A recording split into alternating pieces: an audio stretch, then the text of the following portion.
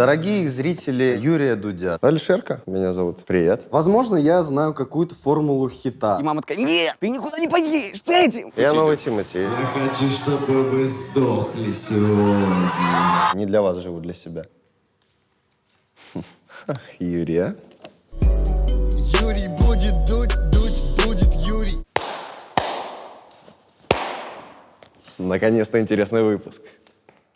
Ты сейчас из всех щелей, но все равно будут зрители, которые внимательно смотрели Навального, Нехту, писателя Глуховского, которые включат этот выпуск и зададут вопрос: кто это такой? Как бы ты себя для них представил? Алишерка меня зовут. Привет. Почему ты здесь? Ну, потому что я самый популярный ебал страны сейчас. Мы с тобой общались еще год назад. Ты тогда говорил: ну давай, я могу обнародовать этот разговор, поскольку ты его обнародовал раньше. Так что, чтобы никто не думал. Да, конечно. Ты сказал, что спрашивал: ну когда же будет интервью? Ты пипец, я так ждал, что ты меня позовешь, а ты все не звал и не звал. Вообще тебя не понял. Тогда бы сделали по-любому самый просматриваемый выпуск. Сейчас вот уже не знаю, Как думаете, подписчики, напишите в комментариях. Ладно. Ты же понимаешь, что изменилось за год? Цифры? Ты сейчас главный шоумен страны, главный хитмейкер страны, и при этом добиваешься ты этого очень необычными способами, и это захотелось исследовать. Поэтому, если ты не против, мы это поисследуем. С кайфом. Здесь пишутся хиты. Вот смотри. Блин, А что не так? а зачем? А что, тебе что, он не нравится? Нет, я как-то без особых эмоций, но все равно удивительно. Ничего ты не понимаешь. В общем, ладно, хиты... Ты не знаешь, кто это? Это Дава. Кто, блядь? Слушай, там целых 2 рабочих стола есть. Да. Как бы вот второй рабочий. Подожди, вы клип с ними, что ли, делаете сейчас, или что? А? Нет, это же роли на руке, я не жду ЗП. Что думаешь про клип? Роли на руке великолепный, со всех сторон. Потому что там есть все. Там есть и супер стильный Киркоров, и супер колхозный Дава. Стильный Киркоров? Да. Под Снуп Дога сделанный. Вообще супер, вообще супер. Слушай, ну ты же угораешь. Нет, да нихуя. Киркоров звучит великолепно. И выглядит великолепно. Ему же сколько? 50? Больше? Больше. А у тебя не было Красавчик. ощущения, что пацаны пытались сделать так, как делаете вы, Это же и прекрасно. и жестко не попали? Так это же и прекрасно, когда, типа, люди стараются... ну вот, я уже сказал, да, просто, это колхоз в высшей степени, и это прекрасно. Вот, знаешь, однажды же Бузова делала настолько отвратительно, что это было великолепно. Любовь, большая любовь Оли, типа, но просто как есть. А теперь как бы Дава новая Бузова, понимаешь? И типа это... Но ни в коем случае никакого негатива. Я реально обожаю творчество и Оли, и Давы. Потому что, вот опять же, это настолько стыдно, что прекрасно. Я обожаю такие вещи. Главное, чтобы творчество вызывало эмоцию. Неважно какую. Если эмоцию вызывает, ты победил. Поэтому так. А ты следишь за тем, чтобы эмоция была не только негативная? Слушай, да неважно какая. Если это опять же. только негативная вызывает эмоцию, это тоже может быть круто? Да, вполне, вполне. Не, но это не будет работать в долгую. Не будет однозначно. Потому что постоянно ненавидеть тоже сложно. Как бы ты то ненавидишь, то сочувствуешь, то восхищаешься, да, то охуеваешь. И вот эта вот вся карусель эмоциональная, она, собственно, и делает из тебя хорошего артиста. Как ты сам себе объясняешь, почему ты так разорвал пространство? И интернетное, и не только. Да я вообще таким вопросом никогда не задавался. Но так, если подумать, помозговать, наверное, потому что я просто делаю хуйню, с которой сам охуеваю. Я давно для себя понял, знаешь, что мне не важно стать, типа, лучшим музыкантом, да, или там лучшим артистом. Я люблю, чтобы люди охуевали.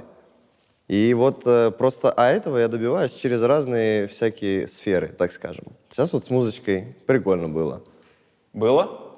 Ну, типа, мне кажется, знаешь, что эта игра уже пройдена, так скажем. То есть вот сейчас вот High Level все, Дудь позвал, значит, серьезный артист теперь, пиздец. Че, куда дальше? Ну, разве что с Западом тереться, начинать. А типа в России, ну, не знаю. Постоянно вот эти вот, знаешь, постоянно хиты, вот эти вот первые места. Ой, ужас, надоело. Почему ты так и не выпустил фит с Лил Пампом? Ну, потому что я еще не знаю, есть он или нет. По моей информации, он есть. Но ты его не выпускаешь по каким-то причинам. Возможно, еще рано. Давай уточним сначала. Он же есть?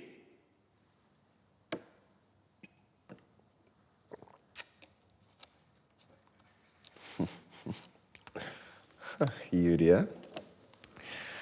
Ну, допустим, есть.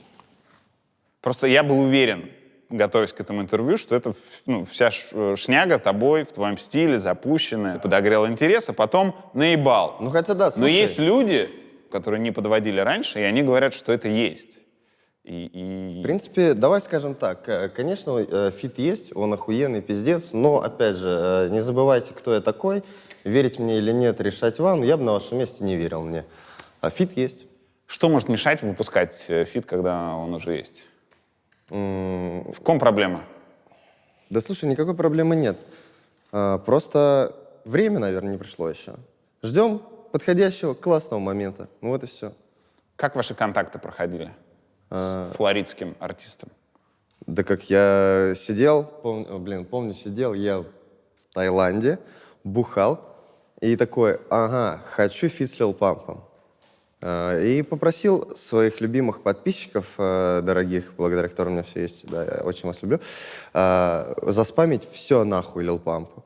И все, и они писали, все комменты у него засраны, весь директ засран, и в один прекрасный день он просто мне отвечает, пишет, йоу, там, как дела, там, все дела, что ты, кто такой, блядь. Я ему говорю, давай, делай трек, он говорит, присылай. Мы прислали, он охуел, говорит, пиздец полный, конкретный, разъебал дядя, я такого никогда в жизни не слышал.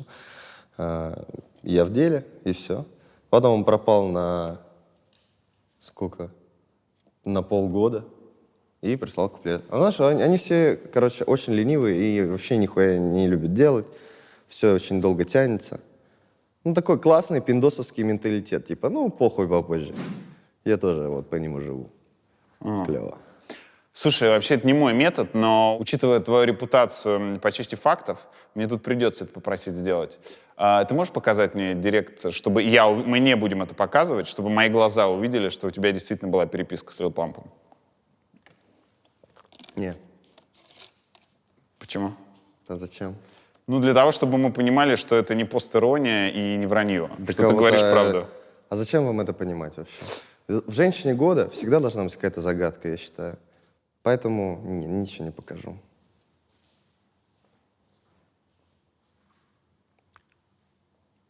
Что-нибудь еще хочешь спросить? Да это икона стиля. А кто тебе подарил? Какая-то девочка на концерте в Москве. Это вот единственный подарок, который я забрал с собой с концертов. Спасибо большое всем фанатам, которые дарят мне подарки, но, знаете, я их никогда с собой не собираю. Слушай, открой рот. Мне интересно, зубы нарисованы правильно Это или льстит? Это грилзы же. Ну, вот видишь, вот это желтые, это мои. А это это грилзы. с клыками, да? Да, грил. Ну, типа, это грилзы. А так ощущение. они желтые. А сейчас уебанские зубы. Я вот сейчас собираюсь их делать как раз. Винирчики? Да. Сколько стоят виниры? Ну, типа 2-3. 3 миллиона рублей на зубы? Ну, если делать охуенно, да. Ты какой, золотые сделаешь себе? Не, зачем? Ну, типа, просто хорошие белые зубки. Большие. У меня просто они, видишь, маленькие, сука, желтые. Потому что курю, блядь, 10 лет уже. И постоянно во сне вот так, потому что нервный долбоеб. Вот, и я их сточил. Видишь, они Ты маленькие. зубы стачиваешь во сне? Да. А тебе страшно? Снится, что кто-то гонится? Нет, я не знаю, почему это происходит, но, короче, я вообще до недавних времен был пиздец какой загончивый.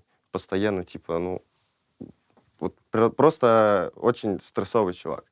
Наверное, из-за этого все. Сейчас у меня такого уже нет, конечно. Сейчас я, блядь, этот король жизни, нахуй. Как Дава, король.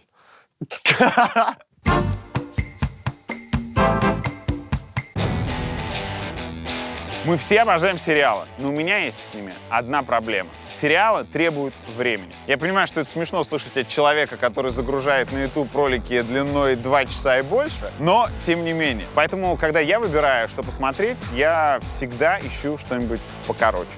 Ну, и в целом это для меня более органично. И вот недавно, во время такого выбора на Кинопоиск HD, я наткнулся на сериал «Голяк», ну или «Без гроша». Это всего 2 сезона, всего по 6 серий, и серии там по 40 минут. Почему я все это рассказываю вам здесь? Потому что «Голяк» — это сериал про английских гопников. Главный из них, Винни О'Нил, живет в лесу, в доме, который сделан из вагона. Вот этот дом сделан примерно похожим образом, но из морского контейнера. «Голяк» — это как если соединить Гая Ричи и Дэнни Бойла. Вот, например, посмотрите этот блистательный монолог. Дед на этом видео — фермер, который помогает главным героям решать самые разные вопросы. И вот они к нему приходят для того, чтобы на его земле провести музыкальный фестиваль.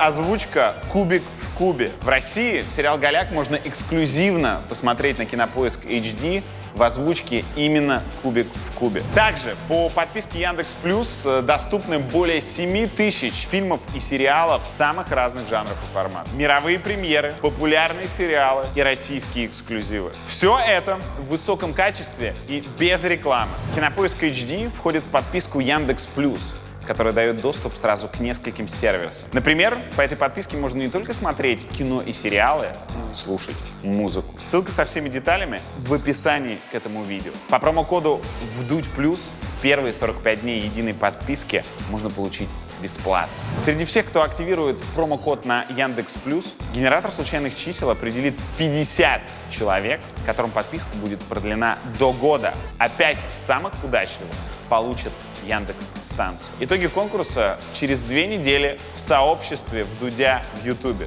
Вперед! Смотрим сериал, активируем промокод и ждем, что фестивали когда-нибудь вернутся. Всем мир!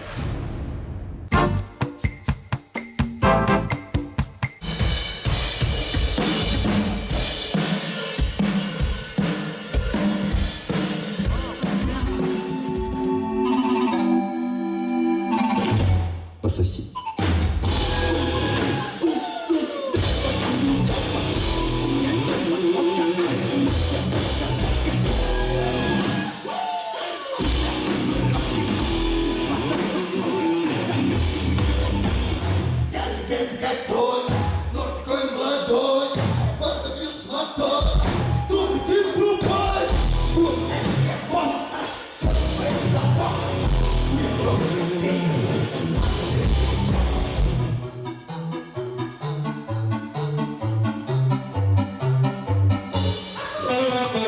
Эй, Москва, помните концерт 2 октября, который перенесли? Так вот сегодня в Джипси, ёпта.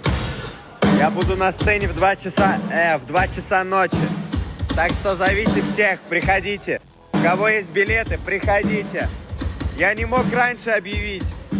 Угадайте почему, блядь. Но сегодня в 2 ночи я на сцене здесь, нахуй. Слушай, мы тут посмотрели ваш саундчек. А можешь объяснить, почему вот все то, что так охеренно звучит, ты пишешь не как рок-музыку, а как хип-хоп? Не, подожди, во-первых, жанры для пидорасов, да, начнем с этого. Жанры для пидорасов, их не существует. Кто придумал музыку делить на жанры и уходи. Вот. Мы делаем то, что классно просто, то, что классно звучит. На более массовую аудиторию, ну, кто сейчас слушает рок, да? Я же все делаю только ради денег и популярности. Вы забыли, что ли, совсем? Вот. И я люблю новый звук, это классно, но на концерте он не разъебывает. Ты про хип-хоп? Да, конечно, он не разъебывает. Но так сильно, как то, что вот вы сейчас слышали. Я же сам из рок-групп вылез. Я знаю, насколько живые барабаны и живая гитара, насколько это энергичное дерьмо. Оно тебе прям в душу ебет. У тебя есть самый пиздатый рок-концерт, на котором ты бывал? Группа «Смех». Все. В Уфе, да, это было, блядь, мне было лет 16 или 17. Все, я говно, я моча, я говно, я моча, и блевотину я пиздец их фанат. очень вкусное говно. Я думал, только у них ровно один фанат, Леха Щербаков. Нет, ну, видимо, два. Вот, и я был на их концерте, и как раз в этот же день выступал «Фараон» в другом клубе. И ты был единственным, кто пошел на Пошло смех. 15 человек где-то всего. Охренеть. 15-20 человек, да. У Фары большой клуб там еще есть. Ну, похуй. Мне нравилась, классная музычка. Пацаны знают, что я люблю их музыку. Мы то есть общались. нормально? Да, конечно. Окей, они смогли это пережить. Ну, ты не понял сейчас, к чему ты. Да, к чему ты клонишь? Когда ты понял, что стратегия фитов с очень популярными людьми может тебя вознести еще выше, чем ты был? Какой-то конкретный момент, когда ты подумал, так, надо эту очередь из фитов выстроить. И Не, будет- слушай, все само прилетело. Как бы ебанул новый Мэрин.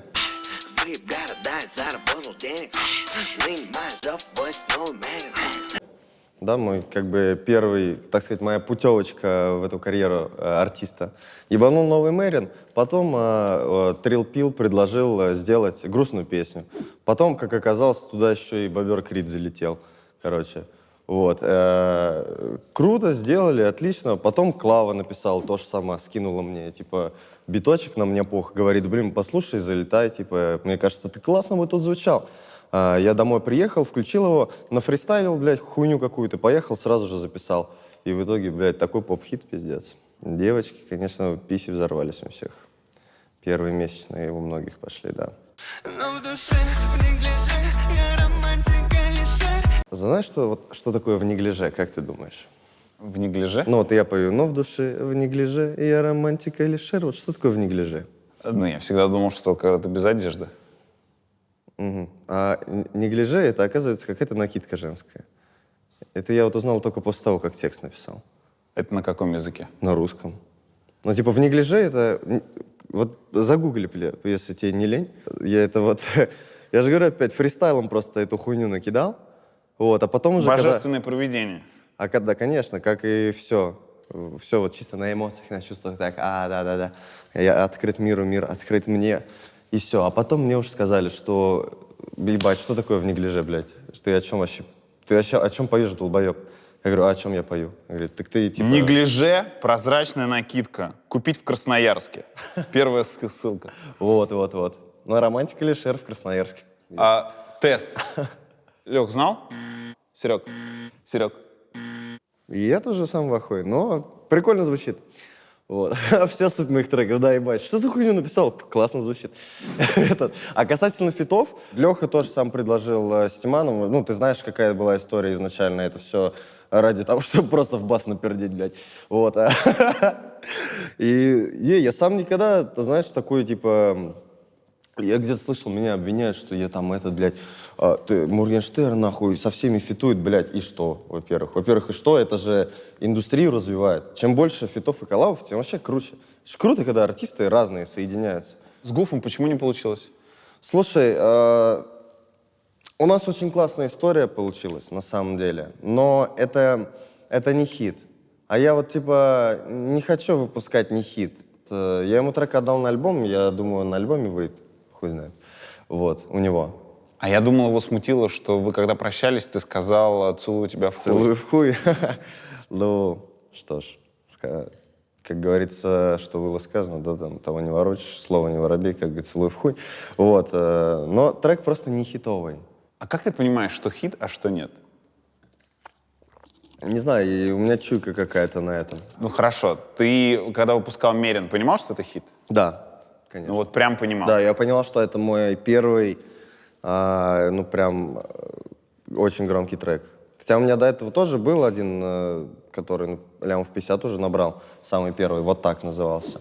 Но вот Мэрин, да, я понимал, что это пиздец какой хитяра. Он просто написан на эмоциях. Чувак, блядь, первую тачку себе купил, так обрадовался нахуй, что просто решил поделиться этим со всем миром. И все. Под плюс выступать — заебись.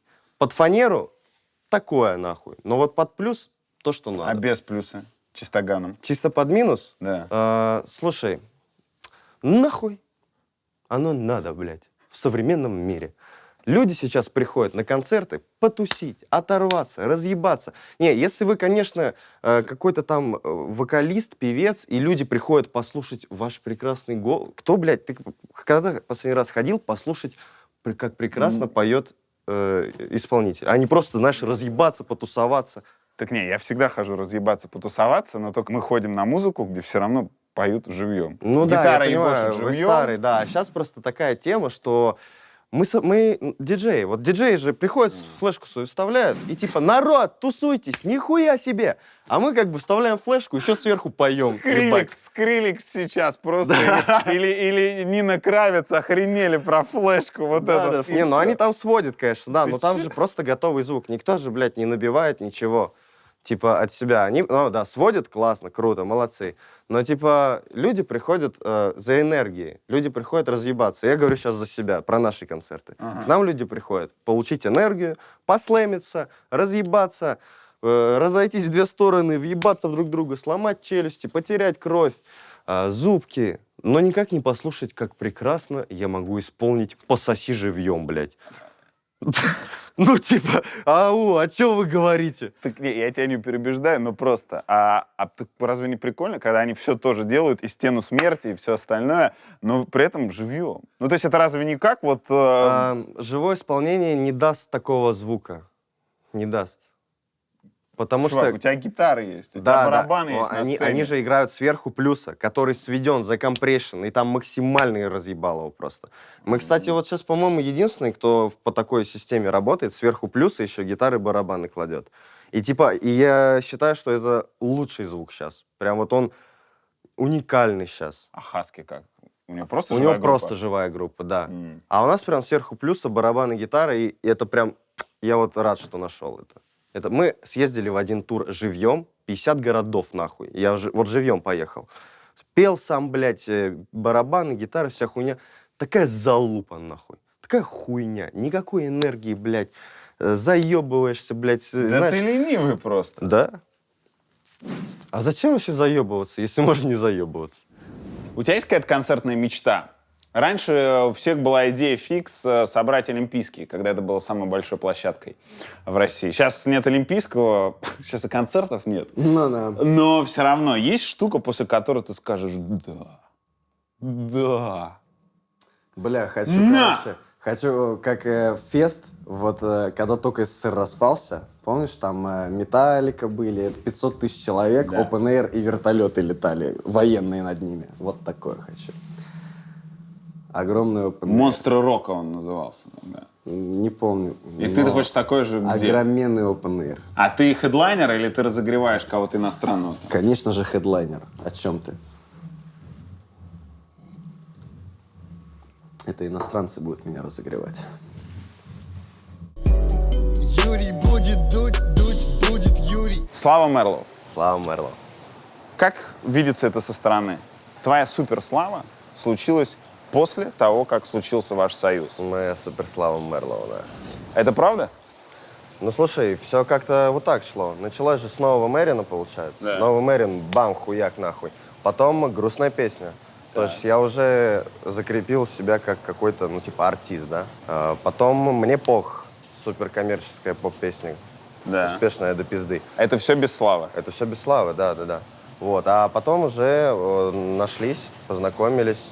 Я просто увидел его один клип в интернетике, и мне этого хватило понять, что чувак гений, пиздец. А я обожаю гениев, потому что, ну, как, я люблю себя, я гений. И я люблю гениев. А если с ними соединяться, то сами видите, что происходит, ебать. Тогда нашел Кашина, сказал, все, я нашел гения, всем пизда, всему миру пизда. И так и произошло. Ты это говорил, когда про славу еще никто не знал. Да. вы Еще познакомились Славу и- еще никто не знал.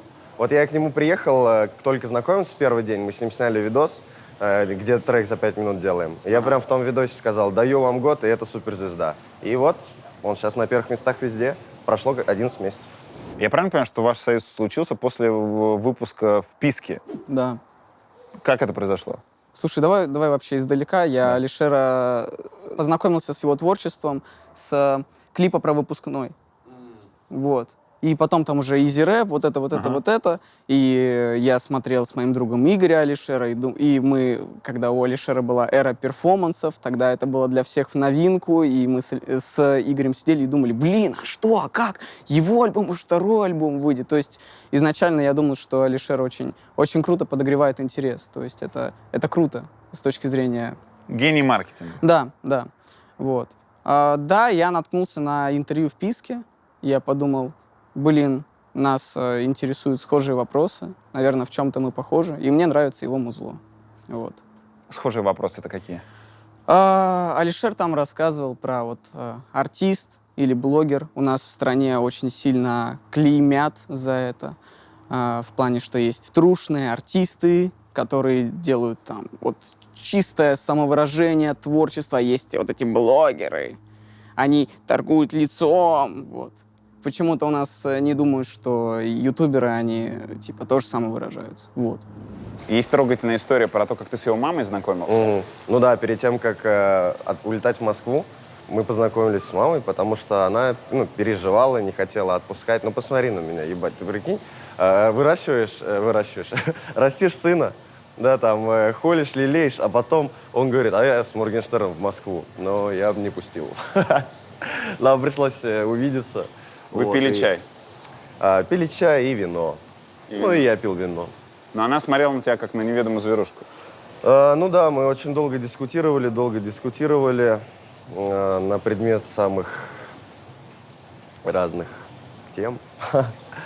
И в итоге, как мне показалось, абсолютно ничего не поменялось в ее представлении обо мне. Как она считала, что я какой-то ебанат, так и все осталось. Но Слава зато в Москву со мной уехал. Да мама же в шоке была. Ну вот посмотри на этого человека. Ну то есть для меня-то Алишер не удивление, я давно его смотрю. И я большой фанат старого Фейса с татухами на лице. То есть Который ронял Запад. Да, это крутое время было. Вот. Но для мамы это типа было своеобразное открытие. Ну как бы Алишер предложил, йоу, переезжай в Москву, давай там работать. И мама такая, нет, Ты никуда не поедешь, ты ж с этим. И как раз мы приехали в Новосибирск, чтобы отыграть концерт, и я их познакомил. Вот. При этом у тебя же мама, она психотерапевт, она музыкант, она делает Она куклы. То есть это художник, творческий человек. Но даже ее творческий контроль Моргенштерн не проходит, да? С помехами.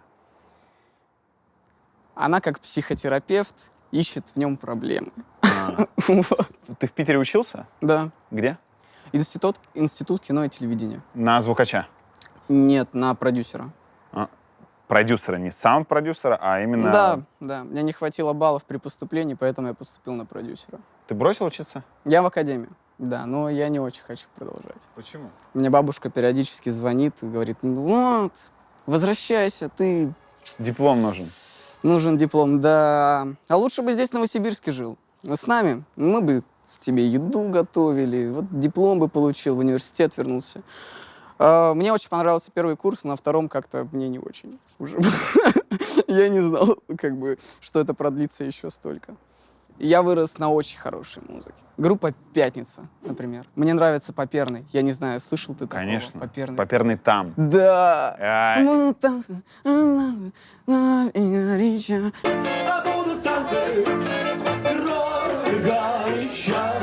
Из иностранного что ты любишь? Я обожаю Скриллекса. С 11 лет его слушал, и я мечтал попасть в 11 лет на Dubstep Planet в Москве. Но, И он там был. да. Слава будет еще выступать сегодня? Конечно. Вместе? Конечно. Что думаешь про сольную карьеру Славы? Новый король. После Давы. Ты ревнуешь или благословляешь? Благословляю и рад всей душой. Ну, человек выпустил свой, по сути, дебютный сингл, именно хитовый.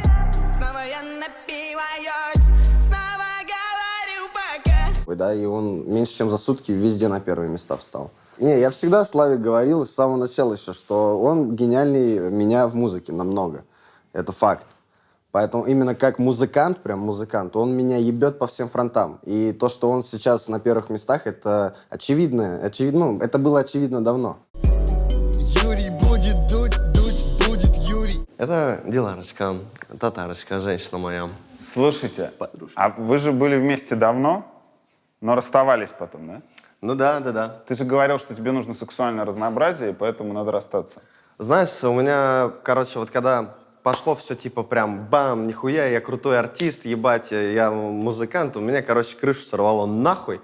И вот это вот Янг Хефнер, да, хочу трахать всех баб, пиздец, налево-направо, вот это вот я крутой, ебать.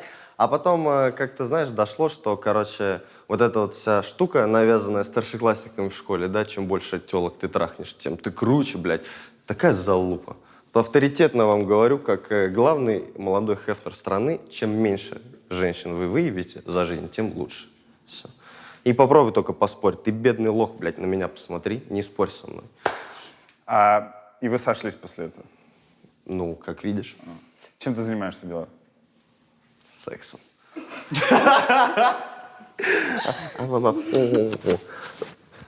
Тиктокерша моя девочка. Как твои родители ваш союз воспринимают? Хорошо.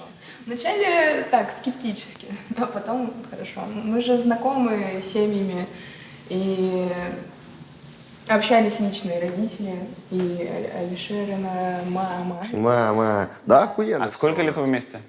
Ну, вообще мы, типа, знакомы. Знакомы, так сказать, да? С 17-го, да? Ну, больше 3 лет. То есть все вот эти изменения, там, человека, похожего на пальму, в вот этого худого плейбоя происходили прямо при тебе? Так мы еще вообще до того, как я, по сути, с Моргенштерном стал, да, вообще до моей медийной любой какой-то карьеры, мы уже вот с девочкой вместе были.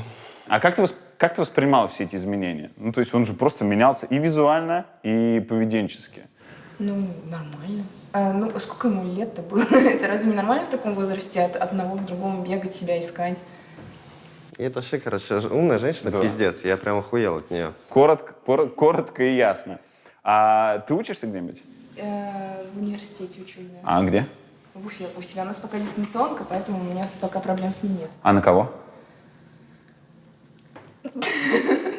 Ну, там просто очень широкая специальность, связанная с нефтью, газом и инженерией в целом. Да, сейчас вот хайп пройдет, все забудут.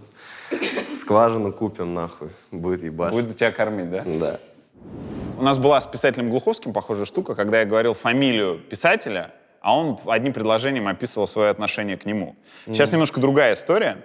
Ты очень круто понимаешь про популярность и востребованность. Давай я буду называть фамилии артистов, а ты будешь объяснять, почему этот артист настолько популярен. Даже Да, если да, он попробуем. по-прежнему, даже там будут те, кто, там, может быть, не в самом Я топе. в роли продюсера сейчас, да? Тима Белорусских. Очень просто в лоб погрустить. LJ. Ну, ты про пик популярности? Да. Что-то необычное, не человек, персонаж. Мультяшка. Да. Он что, настоящий, он что, существует? Вот это вот. Оксимирон. Типа умный, наверное. Вот это вот, вау, какие текста, о, поэт, вау, умный, круто, думать. Люблю думать. Я слушаю Оксимирона, я умный. Макс Корж. Пацанский, просто по-пацански, с душой. Скриптонит. Сильная личность, сильная, интересная личность. Big Baby Tape. Ну, новый звук, очевидно. Но это был некий прорыв, когда пришел тейп. Он именно задал такое звучание, знаешь, когда разрываются колоночки, все подпердывает. Ебашит, давай так скажем, хуярит, качает. Вот так. И загадка прям для многих. Бульвар Депо. Это, знаешь, стремление быть не таким, как все. Типа, что ты слушаешь? Я? Бульвар Депо. Это вот как вот... Есть такая каста людей, которые хотят казаться особенными. И типа, я не слушаю то, что все слушают. Ну, я Бульвар Депо. Хотя я уверен, они сами абсолютно нихуя вообще не понимают, почему эта музыка классная. Потому что, это абсолютно не мелодично, да, это... Я не знаю, короче. Единственное, почему... Потому что это что-то особенное. Люди хотят себя причислять к чему-то особенному. У тебя был период в жизни, когда ты хотел казаться особенным? Конечно, да. Когда? Скорее даже, когда я хотел быть идеальным, хорошим для всех? Или это разные вещи? Особенным? Да все же мы хотим быть особенными. Это же некая какая-то потребность, которая сидит где-то глубоко и хочет, чтобы ты накормил свое эго тем, что ты отличаешься от всех. Не, я и так особенный, блядь, пиздец, посмотри на меня. Нихуя себе, я гений, нахуй, ебаный. Я и так особенный, у меня нет в этом потребности, потому что я и так особенный. Вот, а вообще, период в жизни, когда я был не собой, так скажем, это да, это когда красные дреды, красные волосы, вот эта вот вся история. Вот этот, как его любят называть мои дорогие подписчики, старый Алишер. Добрый. Тогда да, тогда у меня был жесткий диссонанс с самим собой. Я поделился на 2 человека. Один настоящий, тот, который сейчас перед вами, да, вот этот вот, как многие считают, долбоеб, да, урод, гандон, тварь. Но настоящий. А второй, тот, который хочет казаться идеальным, хочет, чтобы его все любили, который верит в справедливость, вот это вот все. И они между собой очень жестко бодались одно время. Я вроде как хотел быть идеальным для всех, классным, чтобы все меня респектовали, все любили, всем все доказать. Вот. Но это шло вразрез вообще со мной. Вот, и поэтому в один прекрасный момент я просто избавился. Тут решил, ладно, похуй, я буду гандоном, мне до пизды вообще.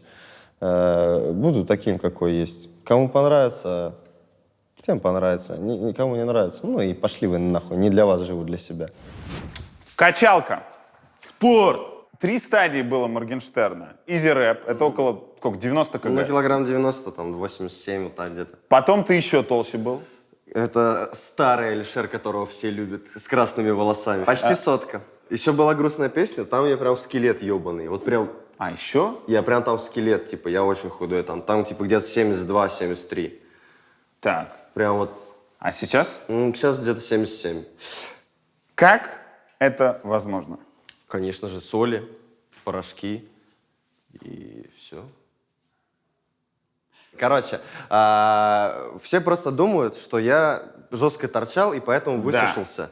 Вот, на самом деле я похудел. И в это очень верится на самом деле. Да, я понимаю, особенно потому что это срослось с периодом, когда у меня типа кукуха немного повернулась из-за осознания того, что такое вообще жизнь и как она прекрасна. И я стал открытым вот этим ребенком, да, книжному редактору, помнишь, я ходил, я прям кричал всем, бля, ребята, ебать, как все круто, жизнь топ. Но был похож на наркомана. Хотя вот как раз в этот период, когда все думали, что я торчу, я вообще ничего не употреблял, я даже не бухал. И худел я только на питании, без спорта и без наркотиков, без алкоголя вообще. То есть я за 1,5 месяца скинул 20 килограмм, чувак, чисто на питании. Пиздец. Это я тогда, я тогда для себя открыл, что пища на самом деле пиздец как влияет на твою жизнь. Пиздец как. Я до этого жрал все подряд, перешел на овощи и рыбу, охуеть, минус 20 килограмм 1,5 месяца, чувак, без спорта. Пиздец. Серег, такой рельеф возможен без спорта и химии, только на питании? Нет, сейчас-то я качаюсь. А тогда... Тогда ты просто слез, а рельеф пополз, когда ты стал уже заниматься. Тренироваться, да. Тогда я просто был дрестопал, типа прям вот такая вот хуйня с обтянутым лицом, прям как будто при смерти. Что есть тренировки твои? Один день у меня круговые на бицепс, трицепс, грудь. Второй день круговые на плечи, шея, трапеция. Все. И пресс. А третий день кардио. И вот так вот, типа, каждый день стараюсь заниматься. Сколько ты жмешь от груди? Да, Лежа. хуйню вообще. Ну, типа, сколько это? 40. Я ж ты круги не на... делаю. Ты круги. Ты Да, не на раз, а не на рекордный, а просто на количество. Да, кругами, короче. Херачу, чтобы еще и подсушиваться тоже. Пацаны, давайте в батл. Кто больше пожмет? Где? Давай. Давай. В жим лежа? Просто интересно, да. Ну, слушай, а я просто не жму. Я готов попробовать. Так давай просто попиздимся, Да, да, нет. получается. Я сейчас Азиза позову. Ты реально хочешь, чтобы мы за это зарубились? Да. Ну, давай, хорошо. Давай попробуем. Смотри, тут 2 по 10, 2 по 15 и 2 по 5. Ну, только у нас... 77. Ну, я 83, то есть я потяжелее, я должен больше делать. Это просто на количество, кто больше. Окей. Давай на цуефа, кто первый. Давай. Нет, кто выиграет, тот второй. Ну, просто второму проще. Кто проиграет, тот первый? Да. Давай. Цуефа. Let's go. Раз.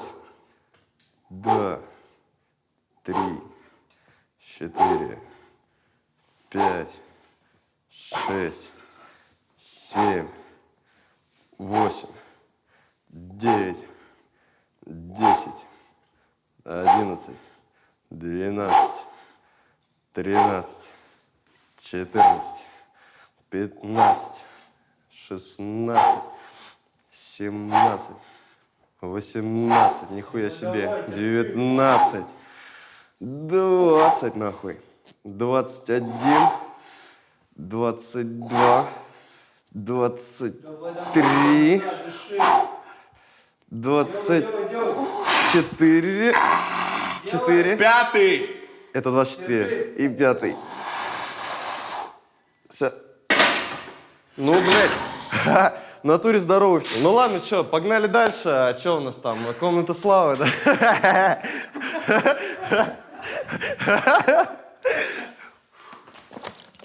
Меня тоже под страху по-братски. Давай.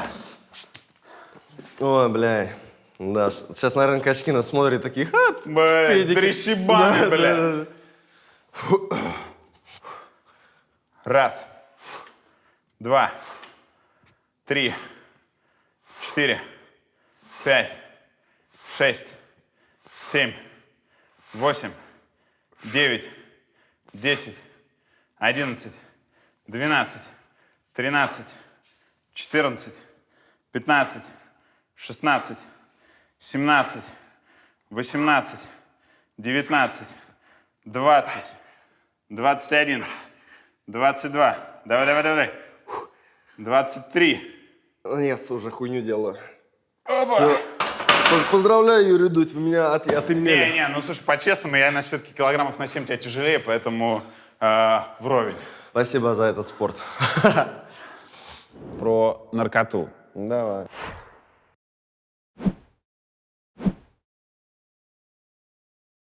Кислота Что кислота? была в твоей жизни? Была. Как давно? Когда? 1,5 года назад. Когда я, ну вот как раз когда я все дреды сбрил, вот тогда. Я путаюсь в датах, пизданешься. Да, вот, ну 2 года, когда я все дреды, мне вот Эдвард Билл их срезал, блядь. А что это было? Ну, то есть это была зависимость или ты просто Не, баловался? Нет, это более, наверное, для духовных каких-то процессов и познаний. Вообще бытия Вселенной, ее структуры и вообще понимание, кто я, что вокруг. Но кислота — это злая штука, короче, она очень злая. Я люблю грибочки. Сейчас я их уже давно не ем, но типа грибочки мне помогли прийти к тому мировоззрению, после которого я начал жить счастливо, давай скажем так. Но это не пропаганда, потому что я знаю случаи, когда это делает только хуже. Например, ты вообще можешь ебнуться нахуй, с ума сойти, и все. И мать родная не узнает. И вообще у меня есть случаи, как даже артисты некоторые, которые полностью въебали себя из-за психоделиков. Это опасно, это опасно. Когда последний раз такое дерьмо в тебе было? Грибочки? Ну, наркота крепче марихуаны. Вообще про всю наркоту Да. мы имеем в виду? Да не знаю, месяц назад, наверное. Что это было? Порошок ебаный. Кокаин? Нет, не кокаин хуйня. Это кокаин слишком романтизирован. Мы, блядь, нормальные пацаны, любим, когда ебашат. Поэтому что хуячим? Мефедрон. У меня была такая, знаешь, штука, когда я нажираюсь очень сильно, и мне хочется, окунуться полностью в эту грязь, нахуй. Мне хочется просто выебать организм свой, разъебаться. И все. И тогда я вот нахожу какие-то варианты, наруливаю. Но сейчас этого уже нет. Короче, я почувствовал, насколько эта хуйня меня убивает. Вот надеюсь, однажды с алкоголем тоже это пойму, потому что пока не понял. Вот с порошками я понял, насколько меня это убивает. И недавно у меня уже случился мой первый передоз, нахуй, когда скорая приезжала откачивать. Это когда? Ну вот тоже в районе 2 месяцев, наверное, назад. Прям вот на ваш дом приезжала скорая? Угу. Да, это у меня тогда было... Ну, короче, высокая вероятность. Что это такое? Правду говорит? Давно, ну, 3 месяца назад где-то. Короче, я помню, я тогда монтировал клип «Кадиллак», блядь. Да, вот. И этот... Ну, короче, сначала вызвал капельницу, блядь, она меня прокапала, сделала все замеры, говорит, ну, у тебя сейчас, по-моему, сердце встанет нахуй, типа, у тебя этот, как-то Кардия. Короче, у меня пульс то 170, то 40. 170, 40. Давление 220, нахуй. Норма это сколько, блядь? 120, по-моему, да? Да, 120 на 80, но у меня 220, блядь. То 170, то 40, то 170, то 40 пульс хуячит. Он говорит, ну у тебя сейчас инфаркт ебанет, нахуй. И все, скорая приезжала, ставила, откачивала, укольчики делала. Врачи понимали, что у человека передоз? Это частная скорая, да. Я сразу все сказал. Но, в общем, касательно порошков, я понял, насколько меня это убивает. И, типа, сейчас я даже, когда нажираюсь в говнище, у меня даже мысли мельком не возникает взять себе что-то понюхать. Вот, то есть просто отбило нахуй. И вот чтобы отбило желание, пришлось вот прочувствовать на себе весь вред. Вот и однажды, я думаю, алкоголь меня, знаешь, как въебет нахуй, после чего я перестану пить. Как Дилара себя ведет, когда ты убиваешь порошок? Ей очень не нравится. Ну. Она очень на меня ругается. Но остановить не может. Кто меня может остановить, блядь? Я же... Сука, тихо. Получалось? Ты мне образ сломаешь сейчас. Я крутой, типа. Бить начну тебя сейчас. Ну, да, она на меня очень сильно ругается. И я не люблю, когда на меня ругаются. И вот. Ты понимаешь, что большинство мужиков задают простой вопрос. Откуда у него 8 кубиков на прессе? Откуда у него такая идеальная фигура, при том, что он, видимо, балуется наркотой? Как можно ЗОЖ совмещать с веществами? И с алкашкой, и с вот этим? У тебя 6 тренировок в неделю. Сейчас вот я переехал, сейчас что-то я расслабился, блядь. Но вообще, да, раньше ебашил. Как можно ебашить штангу днем, Утром йога, вечером дорога, ёпта. Как бы все очевидно. Одно другому не мешает, я бы так сказал, да, но и не способствует ничему, блядь. Я, наоборот, когда начинаю бухать, я раздуваюсь, разжираюсь, опухшее ебало, блядь, начинаю жрать какую-то хуйню. Нет, это вообще не помогает. На порошке, да, можно подсушиться, блядь. Но это так работает, что, типа, ты сушишься, а потом в 2 раза больше еще жрешь. Поэтому это все хуйня. Типа, уважаемые девочки, не худейте на порошках. Это все полная хуйня. Вот, и это очень-очень опасно. Юрий будет дуть будет Юрий. Мы в комнате, где делают музло, которыми все школьники России истязают своих родителей. Все да? школьники. Я понял сейчас. Ты понимаешь, вот это, твоя музыка, Слава, это просто самая часто прослушиваемая вещь в тачке, когда я с детьми куда-то еду. Мне жаль. Соболезную. Как так получилось? Вот ты понимаешь, как ты нашел какой-то секрет или что? Секрет, да. 5 дорожек. Чистый кокаин. Нет, 5 дорожек в плане в секвенс. Это какая-то вот штука здесь, да? Да, я имею в виду, что простая читаемая музыка. Для Сила в хита. простоте. Да, сила в простоте. В полном минимализме. Пососи 4 дорожки. Да, великолепная работа. Так, а вот для чайника, для гуманитария, скажите, значит, 4 дорожки в пососи, а, например, все как у людей у Нойза, сколько дорожек? Ну, чтобы вот сравнить. 4 это просто? Я думаю, намного больше. Ну, типа 10, 40. Сколько всего бывает дорожек максимум? Я забыл, как звучит эта песня, поэтому я думаю, что там... Она же инструментальная. Да. Ну, там очень много всего, однозначно. Это с точки зрения звукоинженерии тяжелая работа. А 4 это просто 4 звука получается? Да, ну типа кик, хай-хет, клэп, бас, там, типа вот так. Кика не было. Ну да. Был, получается, бас, хай-хет, клэп и турру, дудочка. Все, 4 дорожки играет. Да. Я делаю хороший, простой коммерческий бит.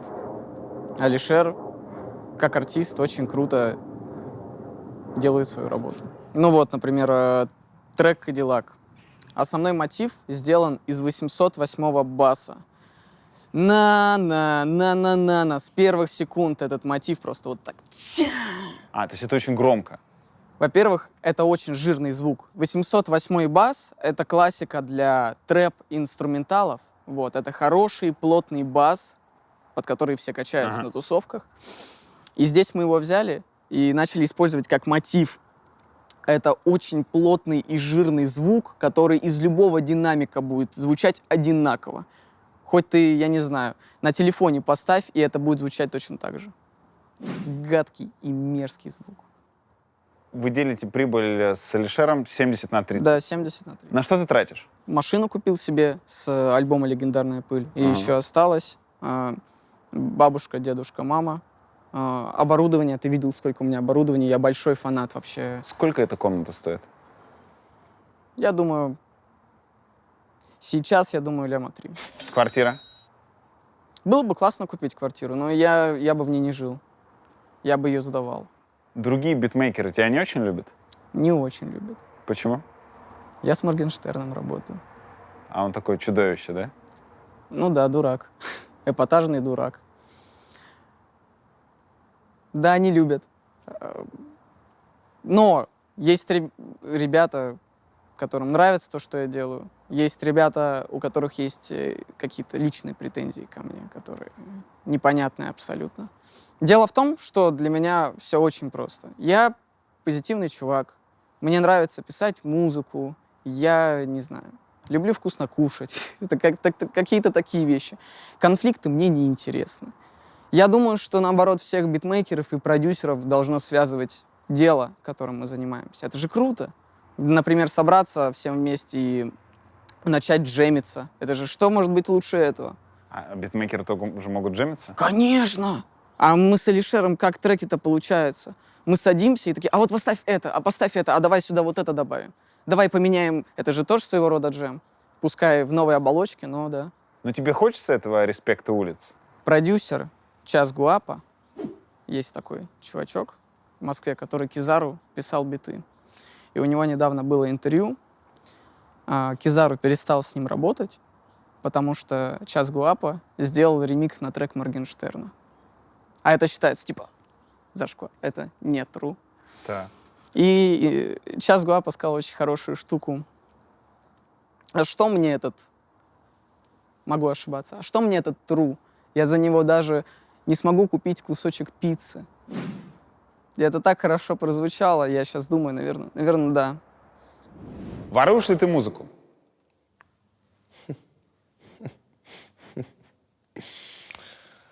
Бывало. Ну, у меня есть трек, который я прям спиздил нахуй. Это какой? Это вот фит Спальц или Спалк. Да? Палк. Да. Ты вот спиздил фит его у с ней. ТКши. Да, подчистую нахуй пизданул.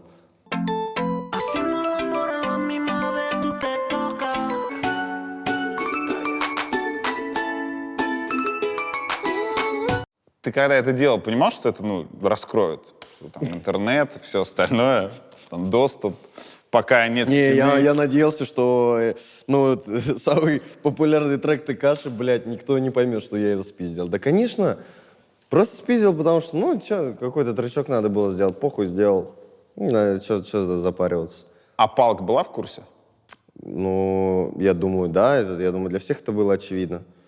Я просто, на самом деле-то особо, не знаю, у меня не было супер желания этот трек делать. Я как-то хотел полегче с этой всей темы съехать. Я такой, похуй, возьму спизжу вот это. Это же как раз тогда я типа, ой, фит с подписчиком, вау, Да, и хотелось поскорее с этим закончить просто, и все. Так, Взял и пизданул. это единственный? Спизженный трек? Да. Да. А не трек, как кусочки? Где-то... Не, подожди. Само собой, мы же не можем как бы из какого-то, блядь, вакуума сами просто взять и написать то, чего никогда не было. Все написано уже давно. Все уже 100 раз придумано. В музыке тоже. Вот. И как бы ты слушаешь дохуя музла, слушаешь. Потом у тебя какая-то вот эта вот база данных формируется, да, в твоем ебальнике. И все, и ты когда свою музыку пишешь, все же вообще, все, по сути, творчество сейчас, не только в музыке, вообще в целом, Это просто переработка старого. Все уже придумано всеми. И просто это надо принять. И перестать себе пиздеть, типа, я, блядь, никогда ничего не пизжу, я, бля, все сам придумываю. Да и придумываешь сам, ты молодец, но ты придумываешь-то, основываясь на том, что за всю жизнь послушал, за всю жизнь увидел. Это все как, блядь, база данных, которая огромная, которая копится всю жизнь, блядь. И если где-то у меня на что-то похожие треки, типа, окей, ебать, а что? Мы должны обязательно делать трек, который ни с одним другим треком в мире не похож. Такое невозможно сделать, во-первых. Ну, А слушай, во-вторых, а нахуя?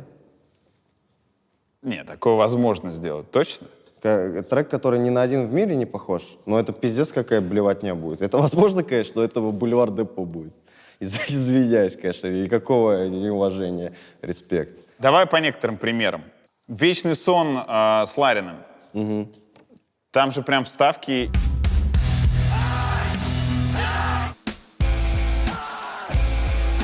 Да-да, так это же очевидно, опять там же прям один в один. Это как, ну, типа, Виват, Тентасиона. Я обожаю творчество Тентасиона, пиздец. В один момент я прям только его слушал на репите бесконечно.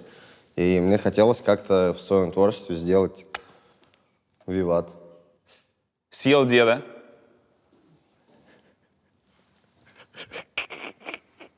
Это наша любимая тема, потому что мы вообще нихуя не понимаем. Я съел деда, я съел деда. Что? Ну что, все, видимо, пришло время признаться, да? Ну все, мы спиздили, да, у NoName трек. Извини, NoName. Типа ты впервые сейчас об Да этом нет, да говоришь? ты чё, блядь. Короче, «Съел деда» — это что? Это просто мем. Ну, это мем, известный в интернете. Да. Не знаю, ты как-то мемисы смотришь, не смотришь? Ну, только у Урганта ваши любимые мемы. Мемы. Вот, да. И до того, как родилась песня «Съел деда», Слава, знаешь, ходил недели две, напевал в самых разных мелодиях фразу «съел деда». Ну, типа, он очень долго в себе это вынашивал, он очень хотел скушать деда. И на эфире, вот, очередной бит, когда был сделан, он такой, так это песня про деда по-любому. Все, и записал припев. Очевидный мем. И я думаю, еще много есть песен, где съел... Хотя нет, это так гениально мало кто бы додумался. «Съел деда», это, конечно, пиздец. «Когда твоя девушка больна» группа «Кино». Звучит очень похоже на «Когда буду умирать». Мотив, да, мотив. Оттуда похож. Все не так и все не то, когда твоя девушка больна. Когда буду умирать. Это не Не случайно. похож, он прям такой же. Ну, нет. Мне, типа, чего вы доебаете до меня? Отстаньте, все спиздил я. Хватит. Тогда ладно, самое удивившее меня, я «Кадиллак» и 27 Федука. Да что за пиздец, нахуй. 27 это клуб, кому надо, те войдут. Я ебал. Ну, просто, знаешь, с этой темой... Здесь сидит Слава Мерлоу, если что, и вот так вот говорит. Да, мы просто столько уже времени посвятили дискуссии на эту тему, да, особенно со Славой мы постоянно тоже об этом говорили, что какого хуя люди вообще не понимают, как устроена индустрия, как это все работает. Брать какие-то суперизвестные мотивы — это абсолютно нормальная тема, это заебись. Ты как бы даже, это как некая отсылка, ты отсылаешь человека. К Федуку. Не, вот смотри, песню 27 я никогда не слышал до того, ну, когда Кадиллак вот писал, до этого момента. Потом, когда я запалил сниппет, мне говорят, так ты спиздил у Федука, получается. Я говорю, ну, получается, спиздил, блядь, что, мы новое розовое вино, мне похуй. Но этот же мотив, вот этот ла-ла-ла-ла-ла-ла-ла-ла-ла-ла, это же какая-то вообще древняя церковная штука, это же что-то такое прям... Вот я почему-то, когда это представляю в голове, у меня какая-то, типа, не церковь, а что, какой-то храм, да? И это какой-то такой прям этнический мотив. Вот. И мне показалось, будет охуенно строчку про часы, цепь и тачку исполнить в таком вот, типа, церковном напеве. Вот. А потом оказалось, что у Федука есть такой же мотив в треке. Ну, блядь, Федь, извини. Стану бомжом, с тобой фит не сделаю. Станешь бомжом, вот, и тоже с тобой фит не сделаю. Это цитата Федука, который сказал, что даже когда буду бомжарой, Смешно. трек не сделаю с Моргенштерном. Как ты отреагировал? Посмеялся. Ну, типа, это, знаешь, так выглядит. Нет, никогда, я никогда с ним не сделаю, даже бомжом буду, никогда, нет, я с этим, никогда. Причем просто нельзя сказать, типа, будет фит с Моргенштерном? Нет. Нет, я не, блядь, стану бомжом даже, вы никогда не услышите. А никогда не говори никогда, дружище, никогда, блядь. А у нас было много разговоров со Славой про это. А что за разговоры? Слава переживает? Ну, про то, что люди видят воровство в треках. Не то, что переживает, а скорее... знаешь, нас немного бесит, что люди тупые, нахуй. Вот, бывает такое чуть-чуть. Ну вот, и ладно, я буду за себя говорить, за Славу не буду. Меня немного бесит, что люди тупые, пиздец. С одной стороны, это классно, прикольно, да? С другой стороны, бесит. И вот это же вроде элементарная тема, которую 100 раз приходится заново пережевывать. И все равно люди нихуя никогда не поймут. То есть только по мере развития индустрии они начнут понимать, да, что такое ума, что такое отсылки, блядь, что можно брать мелодии из суперизвестных хитов. Это же охуительно. Ты берешь и вдыхаешь просто новую жизнь в это. В чем проблема, выпуская трек, не снабдить это коротким комментарием? Не понял. Ну, ты выпускаешь трек и пишешь в комментарии в инсте или где угодно. Вот у нас новый трек, там есть наш респект к Не-не-не, ты что, это же... Тентасиону, к Гостмейну, Это не кому круто. угодно еще. Нет, это же люди, которые... трек выходит, они такие... Он спиздил. Он там спиздил. Я понял, я все узнал. Блядь, я его поймал. И начинают всем, блядь, всем. А ты видел Моргенштерна? А ты видел, он там, видел? Они спиздили. Они спиздили. Мешает. Разоблачение. Это То же есть это охуенный помогает пиар. маркетингу? Конечно. Какую ты музыку слушаешь в плеере? Блядь, плееры. Какой ты Пиздец. Спалился, старик ебаный, спалился. Рок круто. Какое музло у тебя в Spotify? Сейчас я люблю Spotify, я не слушаю там. Ну хорошо, где? В Яндекс.Музыке, я же женатый, блядь. Сейчас в основном слушаю латинский трэпчик. Вот мне очень нравятся латинские мотивы. Меня прям что-то внутри будоражит. Что-то какие-то мои, не знаю, животные энергии, инстинкты. Латинский трэпчик. Вот. Ну ты Так ничего не что- понимаешь, чисто флоу, да? Конечно, ну, мелодия. Она чем-то- Они все песни об одном абсолютно. Все латиносы только про любовь поют. Либо про то, какие они пиздатые. Ну, как я, короче. Про любовь и про то, какие они пиздатые. Так что, знаете, скоро у меня будет треки. И ты натискаешь оттуда сейчас, да, музла? Или настроение? Натискаю в плане, типа, Ну да. подспизжу все, да? Ну, не Как подспиздишь, всегда. вдохновишься. Это само собой, да. Мне очень мне нравятся эти напевы. Вот я вообще люблю этнику в неком таком понимании.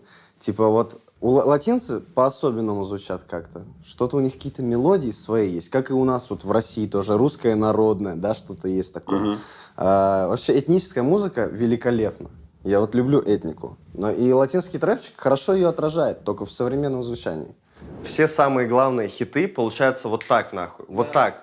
Либо ему может что-то в голову ебануть, да, либо мне что-то может ебануть. Но обычно всегда начинается с бита. Всегда. Как «Кадиллак» был написан? Очень крутая история. Мы стояли на первом этаже, было уже достаточно поздно. Еще Кадиллака не было. «Кадиллака» еще не было. Да, мы просто стояли, и мы что-то, не помню, чем мы занимались, но... Что-то мы таким чем-то занимались. мы Да. вот. Но, в общем, что-то я поймал, какой-то мотив, что-то... И мы с Алишером быстро бежим, вот как раз на это место, садимся и начинаем писать мелодию. И в какой-то момент понимаем, что это оно. И это, типа, непередаваемые эмоции, что мы написали очень сильный бит.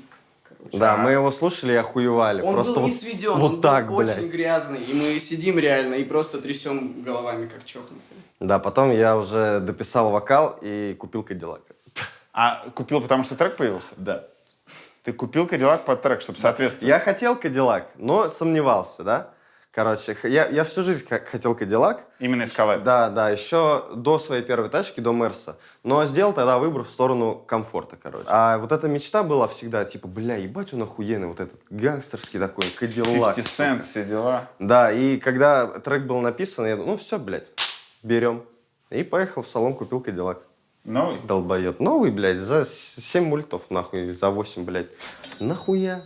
Такое говно. Кадиллак такая хуйня, не покупайте.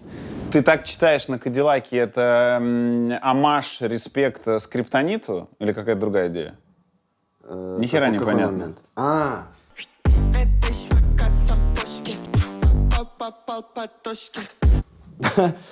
Тоже звучит хорошо. Для меня главное, чтобы звучало хорошо, а не чтобы... Камон, время Оксимирона позади. Про дикцию, про вот это вот, чтобы все понятно, типа. Просто русский язык чем прекрасен? Его можно исковеркать вообще под любой. Ты можешь читать так, как будто это английский, как будто это испанский, как будто это, блядь, хуянский, абсолютно любой. И этим надо пользоваться. Заебали у всех уже, мне кажется, артисты, которые четко выговаривают слова. Это скучно. Этот русский язык, он, блядь, заебет уже в этом исполнении. Поэтому будем его коверкать. Здесь было записано самое резонансное видео этой недели, где вы рассказывали про то, как пернули в трек. Было опубликовано видео с вашими извинениями. Извиняюсь перед Тимуром Ильдаровичем, всей его команды за такую глупую шутку. Я тоже хочу извиниться. Присоединяюсь к извинениям. Извинения — это часть задуманного плана? Короче, просто не все до сих пор понимают шутки, можно так сказать. И вот недавно новость, не недавно, а сегодня вышла новость про то, что Тимати, так, оказывается, главный холостяк теперь страны, ну, на ТНТ. И вот, видимо, главному холостяку страны в бас пердеть негоже. Такие дела. Это что, вы действительно извинялись? Возможно. Ага. Не, ну просто мы тут... перед Тимуром Ильдаровичем всей его Я командой. присоединяюсь к извинениям. А кто попросил извиниться? Мы извиняемся перед Тимуром Ильдаровичем всей его командой. Я присоединяюсь к извинениям. Правильно ли я понимаю, что не Тимати попросил извиниться? Просто да или нет? Да или нет? Я не хочу это комментировать. Шутка задумывалась же давно. Да. Ты 2 месяца назад давал интервью Фарбсу и сказал, что когда-то вскроется, почему я вообще захотел трек про Тимати. То есть ты тогда уже понимал, что вот эту штуку хочешь сделать? Да. Так тогда, слушай, мы тогда уже начали писать, по-моему, трек, да. Угу. А как со стороны это выглядело? Со стороны куча же народу писал: вау, блин, Моргенштерн панк, вообще современное искусство и все остальное. Но вам не показалось, что это выглядело немного, ну, или много недокрученным? Потому что вы звук пердежа, вы же его изменили просто до неузнаваемости. Подожди, сам факт, что в треке, который слушает вся страна и который играет отовсюду, есть пердеж. Ну, это не считается, потому что звук изменен. Но он же... Из пердежа сделана нота. А просто пердеж оставить пердежом нельзя было? Хотя бы частично. Палевно. Ну, это же сразу бы все поняли. Типа, даже на этапе сведения, например. Все бы сразу поняли, ага, ну тут пердеж. Тиман бы понял, вся его команда бы поняли. Тиман же не знал об этом. Если бы они сводили и увидели отдельно дорожку, где пердеж, они бы нас вычислили. А ее нельзя зашить во что-то, ну просто к басу присоединить, и это как будто... Они это вырежут. Было. Они это вырежут. Они отсылали на мастеринг это все в Америку. Там чуваки такие. О, да, Нет, ну, американцы сводили ему точно пердеж. пукнули в бас. Типа. Вот. Типа нам же надо было не спалиться. Это самое главное. Но сделать ноту из пердежа, как бы ту самую коричневую ноту, по-моему, это великолепное решение. Там разок мелькнуло, что... Интересно, он нас не убьет?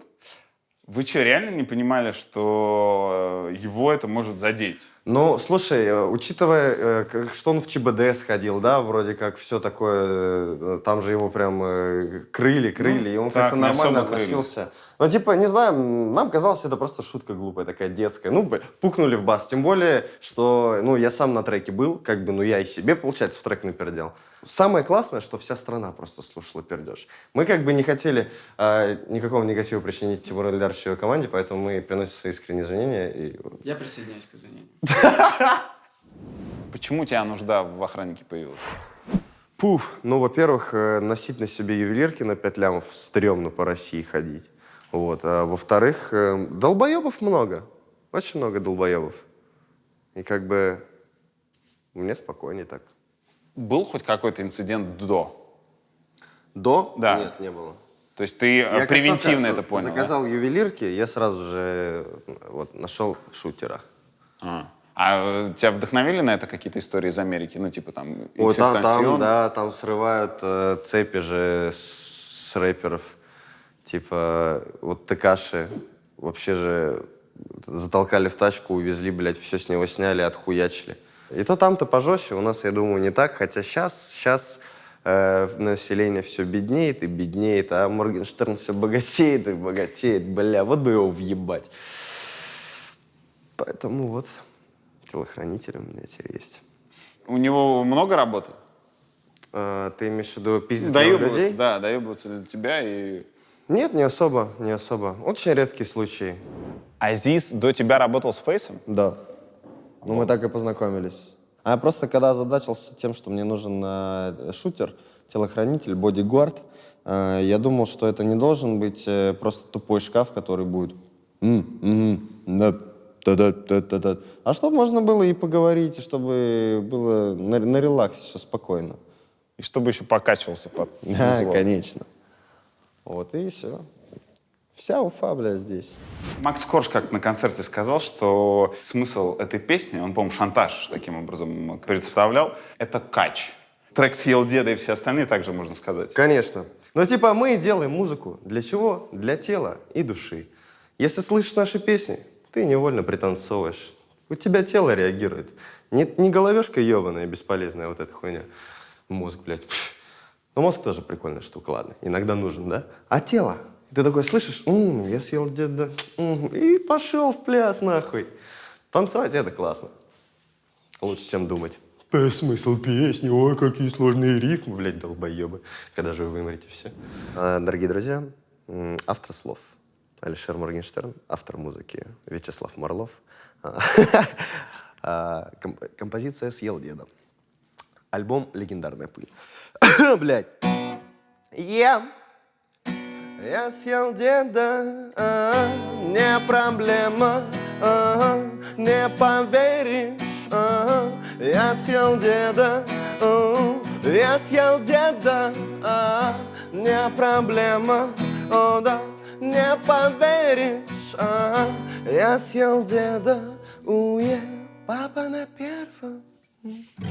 Катится Мэри, рядом мадама, будто пантера, я не поседа, похавал деда, было так вкусно, и я наелся, блядь, сытный дед, сука, самый сытный дед.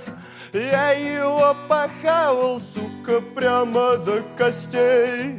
Где тут смысл, задают вопрос тупые мне. Нахуй смысл, это очень вкусный дед. Спасибо, отъебитесь. Грушинский фестиваль 2021. Едешь? Что это? Заплатят, еду? Юрий будет дуть, дуть будет Юрий. В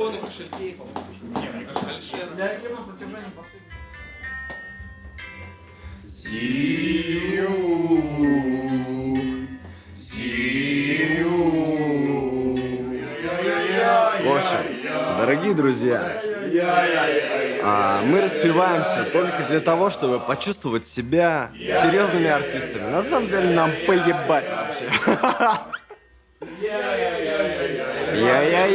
Я. Мы просто несем людям энергию. Чистую энергию. Чистейшую. Как самый чистый кокаин, только легальный. Никогда не думал, что у меня будет что-то с Моргенштерном общее. Знаешь, что у нас общее? У нас... То, что мы охуенные. Нет, я так хорошо о себе не думаю. У нас общий мастер по маникюру. Точно. Аня, привет. Аня просто супер, абсолютно лучшая. Когда ты впервые себе сделал? Ты помнишь свой первый? Первый маникюр, я помню, свой первый маникюр. Мы снимали тогда с Егором веселую песню с Егором Кридом, которая, блядь, до сих пор не вышла, короче. Ну, А есть веселые песни? Да, есть грустная, есть веселая. Ага. Вот, которая клип до сих пор не вышел, но я надеюсь, он выйдет когда-нибудь. Вот, и там Егору делали маникюр. Пока он снимался, я такой, ну, блин, раз ты тут, Ань, пожалуйста, по-братски, захуешь мне тоже? Она сделала, и я такой, вау, ебать, какая красота. И когда мой первый маникюр слез, я смотрю на себя и чувствую себя голым каким-то уродом. Все, и с тех пор я всегда только на ноготочках. Там полный зал, да? Я надеюсь. Получается, тебе только 18+. Да, 18+. А что, мы идем? То есть тебя не только школьники слушают? Стой, подожди, ты один из тех, кто думает, что меня слушают только школьники? Я спрашиваю. Я же самый популярный артист, мать твою, в России. Ты думаешь, в России только школьники живут? Очнись. Юрий, очнись, ёпта. Посмотри я отдельный трафик. Ты видел эту статью? Я отдельный трафик в интернете. Ты думаешь, это только школьники сделали? Нет. Кто хочет поссать? Ну, типа, само собой, дети двигают все индустрии. Музыку, кино. Все индустрии двигают дети. Это нормально. Так было всегда, во все времена. В этом нет ничего страшного. Но, типа, просто у детей самый чистый мозг. Не засорен ничем. У взрослых, ну, типа, да, ну, типа, тебя, да, и прочих вот этих взрослых людей, они, типа, такие... Бля, ну в наше время, да. Панк-рок классно, панк-рок класс. Нет, ладно, окей, я не хочу себя ни в чем обвинять, но обвиню. Короче, я обожаю школьников. Не потому что я педофил. А потому что их дохуя. А я люблю деньги. А школьников дохуя. Вот и все. Ну, типа, детишки двигают прогресс. Это нормально. Ты понимаешь, пройдет 10 лет, Да. и мы с тобой станем той прослойкой общества, которую сейчас хуесосим. Теми самыми консерваторами, которых мы сейчас хуесосим, мы станем ими через 10 лет. Мы будем не понимать, ебать, что это за новые пидорасы, вот это все делают. Интересно, можно ли будет тебя в этой роли увидеть? В роли консерва? Да. Посмотрим. Знаешь, я вот сейчас, хоть мне и 22, блядь, я не понимаю ТикТок вообще, блядь. Вообще. У меня нет ТикТока до сих пор. У меня столько фейков в ТикТоке, блядь. Но я до сих пор не понимаю ТикТок. Исповедь пьяного. В чем прикол, не понимаешь? Да, не понимаю, блядь. Хоть, осознаю, что это самая популярная площадка, блядь, где все цифры максимально ебутся, но я не понимаю этого. Ну, у тебя девушка в ТикТоке. Так ведь? Да. Так, ну ты понимаешь, что она делает? Нет. Прикинь, мне 22, бля, я не И понимаю, уже что немного происходит. консерва. Конечно. Смотри. Поднимает. Да, тут Артур тэппинг гитару выходит. За Алишером. Let's go! Триумфальный выход. Пап, пойдем домой. Папа, я хочу есть. Да потом поешь. Какой мне? Пенисы. Про себя-то я забыл. Стыдно за папу. Ну, какой есть? Какой есть? Не выбирает? Ну да, пап не выбирают. Опять напился, начал жизни учить. Я рад вас приветствовать на самом нахуй энергичном концерте на российской сцене, блядь. Нет, черный. А, вон он. Если я скажу, что никто, блядь, кроме нас не звучит так охуенно, как мы, я буду прав. И буду лев.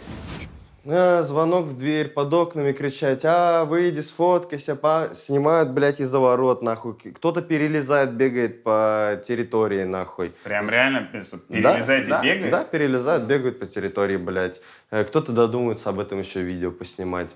Недавно приезжал чувак, дом наш обстрелял, блядь, короче. Из чего? Из пейнтбольной пушки, да. Первое время нам нравилось, когда приходят сюда всякие долбоебы. Да, мы их расстреливали. Да, из мы пейнтбольных пушек. хуячили из пейнтбольных оружий. Там лежало у окна. Да, у нас их 3. Это очень круто было. Слушай, а это вы не боялся попасть в глаз, там, у КРФ? Ну, а что поделать?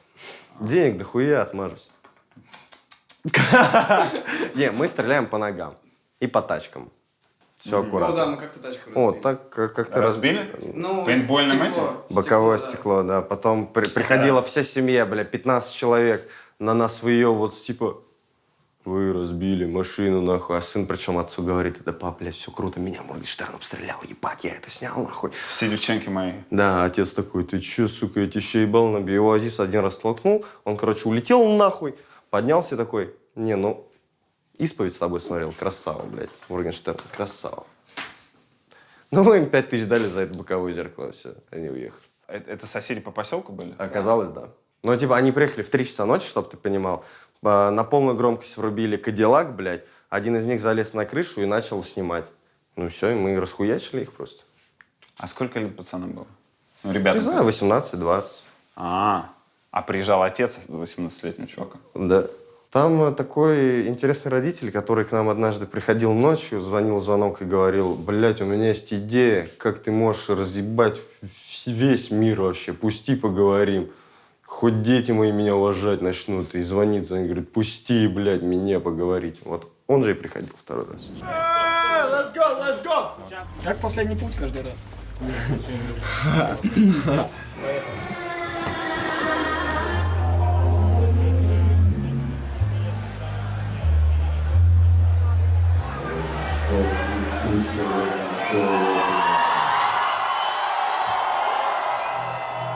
Я хочу, чтобы вы сдохли сегодня.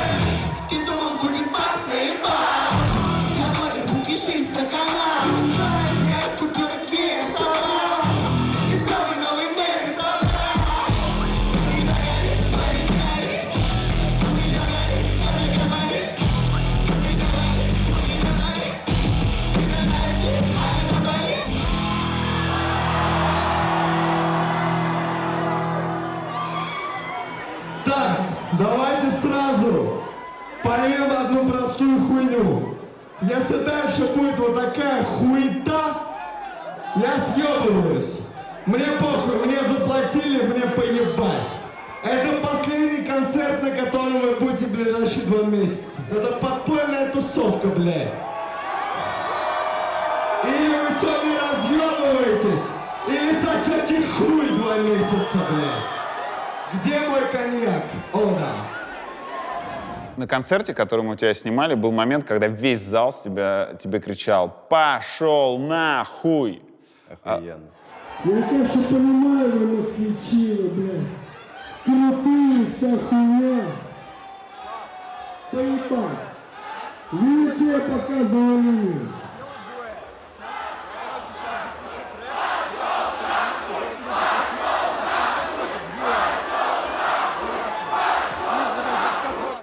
Почему они решили это сделать? Это часть традиционной игры? Или... Да, но это наше общение с моими дорогими слушателями. Например, мой первый огромный сольник в «Адреналин стадиуме», когда мне 7 тысяч человек хором кричит «пошел нахуй», это же великолепно. Вот, как ты это делаешь? Видео. Пошел нахуй! Пошел нахуй! Да. Это прекрасно. Я вообще, блядь, мне так тошно смотреть на вот этих наших медийных личностей, которые... Ой, вы мои подписчики, блядь, спасибо вам большое. Я очень вас ценю и люблю. Вы супер классные. Все благодаря вам. Спасибо за поддержку. Не, я прямо говорю своей аудитории. Ребят, мне на вас поебать вообще, похую абсолютно, блядь. Идите нахуй, блядь. И они мне тоже кричат, пошел нахуй. И что? Классно. Мне нравится. Это как-то искренне, что ли, все. По-настоящему. И в этом же одна из причин популярности, так ведь? Это как девочки, знаешь, которые любят парней, которые... Абьюзеров, да? Ну, абьюзеров или тех, кто просто грубо с ними общаются и, в общем, ведут себя по-скотски. Конечно, да, для наших россиян было, возможно, в новинку, в диковинку, что как так какой-то популярный человек открыто говорит, что ему похуй на свою аудиторию. Это же невозможно, это же не как это, что это. Людям всегда же нужно что-то новое.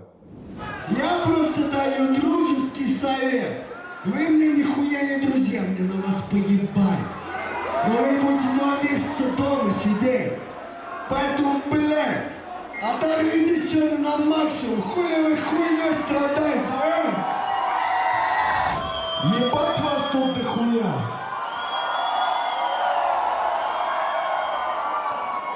Вы что, все пришли на меня посмотреть? Вы что, долбоёбы?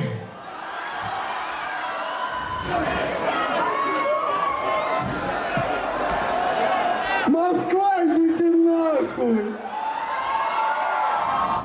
Возможно, для них это было новое. У нас вообще весь шоу-бизнес максимально притворный какой-то, ненастоящий, знаешь. И люди, я тоже думаю, это чувствуют. Мои слушатели классные чуваки, которые просто, просто разъебываются, кайфуют, заебись. Фанаты мои, долбоебы полные, конечно. Вообще фанатить от кого-то — это хуйня. Вот, и, не знаю, я не переживаю за то, как они, как я буду для них там, кем выглядеть. Все как есть. Нравится — заебись. Слушай, смотри, кайфуй. Не нравится — иди нахуй. И все. Но не хватает на нашей сцене вообще, в медийной сфере, не хватает честных людей. Все такие пиздлявые и притворные, что ж... Кто честный? Гуф. Однозначно, однозначно. Слушай, мне очень Янг Трапа нравится. Тоже. Для меня вообще главное, когда я слушаю музло там, да, или вообще наблюдаю за человеком, мне хочется ему верить просто. Вот Лехе верю, Трапе верю. Скриптониту веришь?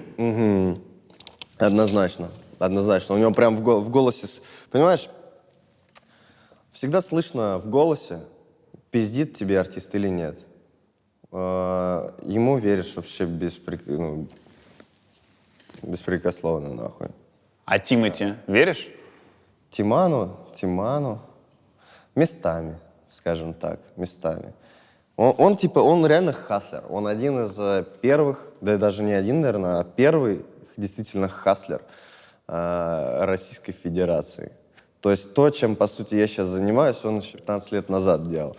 Вот эти вот автопарки свои показывал.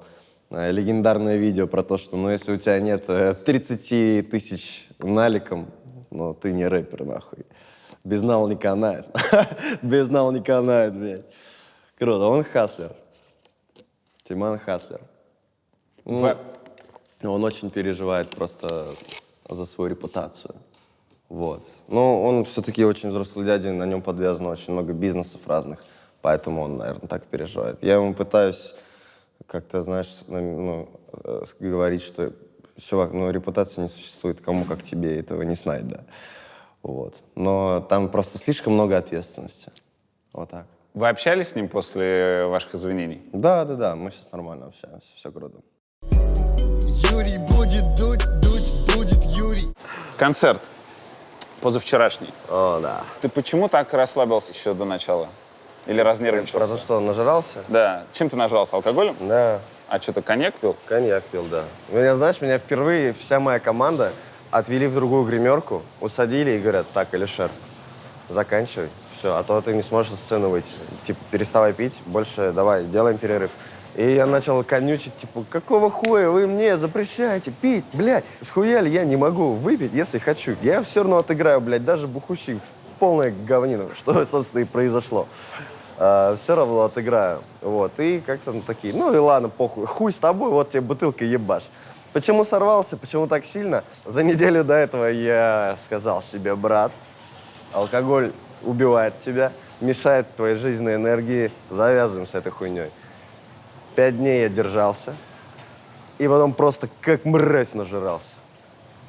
Решил больше себе, опять же, ничего не обещать. Хочу бухать — буду, пизду. Одна жизнь, лучше проведу ее комфортно. Я вот просто вообще не помню концерт. Я посмотрю потом выпуски. Вот, но я очень плохо помню концерт. Единственное, помню, как в конце меня вот в толпу забрали, заживали, блядь, и потом выплюнули. Я здесь чуть не раздавил людей. Да. Ты не чувствуешь себя немножко неполноценной рок-звездой, когда ты ныряешь в зал, и за тобой летит охранник? Пусть и максимально там, симпатичный тип, но В смысле полноценной рок-звездой? Подожди.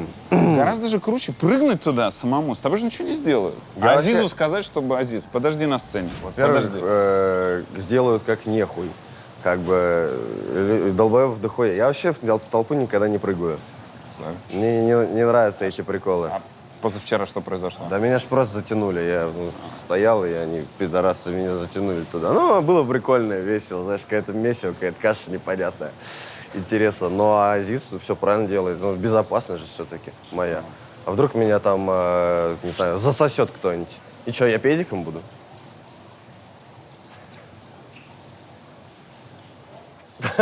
Самое страшное, что может произойти, да? Да, блядь, могут что угодно сделать, блядь. Ебануть, задушить, нахуй, обоссать. Это же у меня ж прекрасная аудитория, которую я обожаю.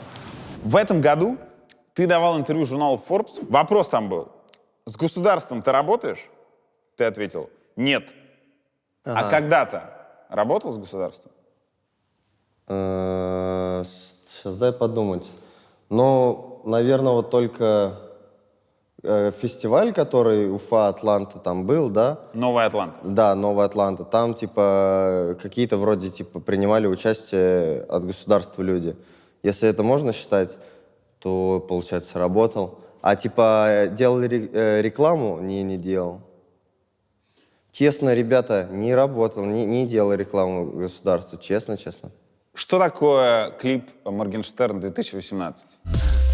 Когда я буду президент, солдаты вместо чести будут отдавать мне Клип на актуальную тему а-ля Навальный был тогда пиздец популярным. Он тогда так разъебался своим расследованием этим. И типа это прям... Ну это и для меня тоже был тогда такой, знаешь, персонаж типа нихуя себе, вот это, блядь, могет чувак. Ну и просто зацепился за вот эту волну. Типа Он вам не 2018, Димон? Моргенштерн 2018. Он вам не Димон вышел в начале 2017 года, а клипец у тебя вышел в конце 2017 года. Или типа волна весь год Я шла? популярность Навального в те времена, это же вообще пиздец был какой-то. Он же просто и бомбил. Это сейчас уже, знаешь, все такие типа... Ну, сейчас, конечно, он опять взлетел, да? Круто. Соболезную. Тогда это же было прям супер какое-то явление. Все такие, блядь, а как он живой, как он это делает, как он этот... И я восхищался искренне прям. И хотел запрыгнуть на вот этот хайповый хуй. И типа, снял сделал. клип, где ты про Да. президентство, про выборы Ну, типа, 2018. если бы я был президентом, да, что бы я сделал? Чем этот клип отличается от клипов Лиски, Юлика и Кузьмы? Блядь. Ну, тем, что там агитации приходить на выборы нету. Там есть сам разговор про выборы. Это не агитация. Нет же там же ничего про выборы нет. Там же ни одного намека, типа, приходите, голосуйте. Нет, у меня не было такого нихуя. Не, ну поправь меня, я, может, забыл, блядь. Ну, просто это выглядит как напоминание молодежи о том, что вот выборы грядут. Это действительно так выглядит, да. Я не буду спорить. Когда я смотрел «Разоблачение на себя», я прям очень охуевал. Типа думал, пиздец. И самое главное, блядь, но в это поверят все по-любому. Это действительно выглядит пиздец как реклама и пропаганда. Но если бы это было рекламой и пропагандой, я бы, блядь, признался. Мне не стрёмно. Но нет, я вообще, блядь, тогда был, знаешь, таким чуваком, нахуй. Чисто молодой, юный оппозиционер, который верит в справедливость, который топит за Навального, блядь, против всех вот этих, вот этой дурацкой власти. Меня так хуесосила бабушка, так хуесосила мать, блядь, говорит, ты заткни ебало, хватит, блядь, дядя, тебя въебут, блядь. Я говорил, нет, я, блядь, все узнают, я всем все расскажу, блядь. Потом я снял видос, типа, про то, что не надо приходить на выборы, да, как, рекламу спародировал.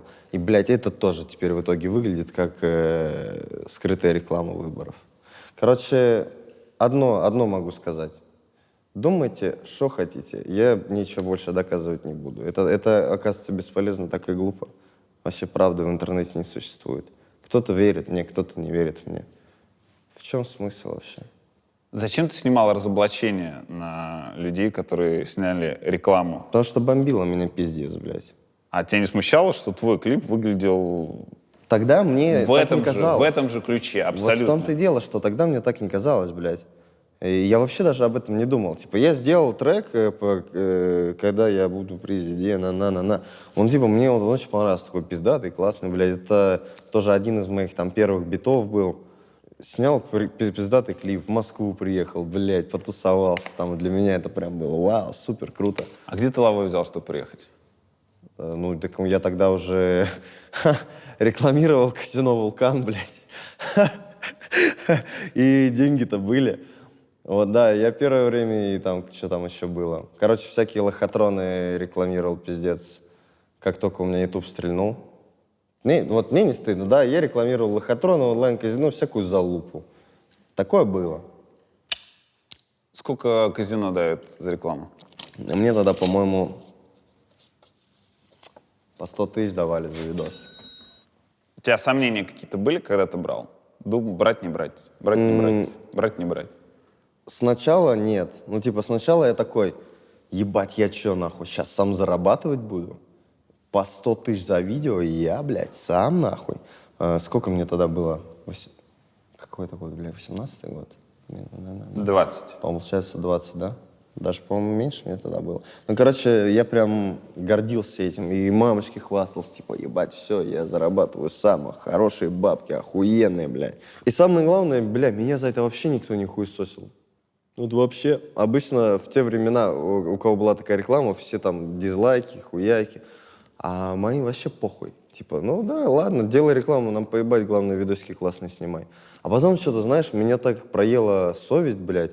Ну, я еще тогда в совесть верил, да, вот в эту всю штуку, знаешь, типа. И такой, сука, нет, я не могу себе этого позволить. Нет, как это? Это же подписчики. Это же люди меня поддерживают. Это же все благодаря им, получается. А я еще беру их, наебываю на деньги, блядь, никогда. И все, я отказался от рекламы, наебалова. Так что вот. А мама что говорила? Она не понимала, что это онлайн-казино? Куда ты привел нас? Это, слушай, лучшее заведение Москвы теперь отныне. Мой ресторан. Называется он «Кайф». Кайф? Добро пожаловать в «Кайф». То есть в некотором смысле мы мерч ресторана выпустили еще год назад. У нас весь мерч был написан про кайф. Так это же вообще слово, которое с русскими резонирует на протяжении вообще всей жизни. Кайфуем, сегодня мы с тобой кайфуем. Резонирует? Конечно, мы его используем постоянно. Как это появилось? Когда это было? Месяца 3 назад вот господин Янис, мой компаньон, серьезный дядя, ёпта, сказал, что есть охуевшее помещение в самом центре Москвы. Привел меня сюда. Еще здесь ничего не было, здесь была какая-то кальянная, короче. Я пришел, увидел этот купол и охуел. И понял, ну все, пора. Надо начинать какую-то новую игру. Потому что, типа, в музыку я поиграл достаточно. Теперь мне хочется поиграть в ресторатора. Александр Орлов, извини, подвинься мне. Вкладываешься деньгами или именем? И тем, и тем. Сколько денег надо ввалить, чтобы открыть ресторан? Угадай, сколько здесь денег. Вот давай, смотри, здесь не было вообще ничего. Здесь все перевернули, все полностью, штукатурки, полы, все нахуй. Ну, сколько я вложено угадываю. сюда? 20 миллионов рублей. Нет. Больше? Да. 30 миллионов. Больше. Чувак, вот Говори. мне все говорят, что я трачу на хуйню деньги. Вот это моя самая, блядь, огромная трата денег за всю историю моей жизни. И сколько? $1 миллион, нахуй. 70 миллионов рублей? Именно на ремонт? так, да. Ну, посмотри на это, блядь. Да, посмотри на это. У нас Так, ебучий фонтан в центре стоит. Все 70 твои? Ну, практически. Так, а остальные партнеры? Угу. Ебать, Могли- я въебался, да? Сколько бабок Могли въебал? ли тебя наебать на ремонте? Да не думаю. Люблю просто вот эту всю хуйню, типа цепь за 3 миллиона, блядь, под жопой 7 Ремонт за миллионов. 70. Ресторан за $1 000 000, нахуй. Ресторан за $1 000 000, блядь, в центре Москвы, на столешке. На нахуй. В разгар пандемии. Ну вот так вот, да. Ты думаешь, что тебе принесет деньги? Не знаю, не хочу об этом думать. Это как минимум классная игрушка. Это не сделано, чтобы заработать денег. Если бы я хотел заработать денег, я бы открыл, блядь, закусочную или бургерную школьников кормить. Как ты понимаешь, сюда школьников просто пускать не будут. Но это очень классная игрушка. Вот это... Мне нужно влюбиться в дело, чтобы оно выросло. Когда я пришел сюда и увидел законченный ремонт, я охуел. Я влюбился, блядь, в кайф. Ты организовывал фестиваль «Новая Атланта». Ну, не совсем организовывал. Ну, типа, хедлайнер. Ну, я там... Я думал, ты придумал, ты собрал. Не, у нас была идея, да, сделать... Короче, Уфа же, это же столица. Русского рэпа и вообще Да. русской музыки. Да. Вот столько артистов оттуда. И многие из них И читают даже рэп. Боливар Депо, да. И Это даже наши Томас главные- Мраз. Наши главные города Боливар Депо, не забывай. И была идея собрать просто всех выходцев из Уфы и сделать охуенно огромный фестиваль. Потому что никогда вообще до этого никто не проводил охуенные хип-хоп-фесты у нас. Вот именно со всеми выходцами. В итоге выходцев-то не особо круто много получилось собрать. Но история все равно охуенная. Бля, Ледовый дворец, главный нашего города, взяли и просто разъебали музончиком. Очень круто. Я горжусь этой хуйней. Охуенная история. Этому фесту предшествовала встреча с руководством Республики Башкортостан. Нет, я не виделся с руководством.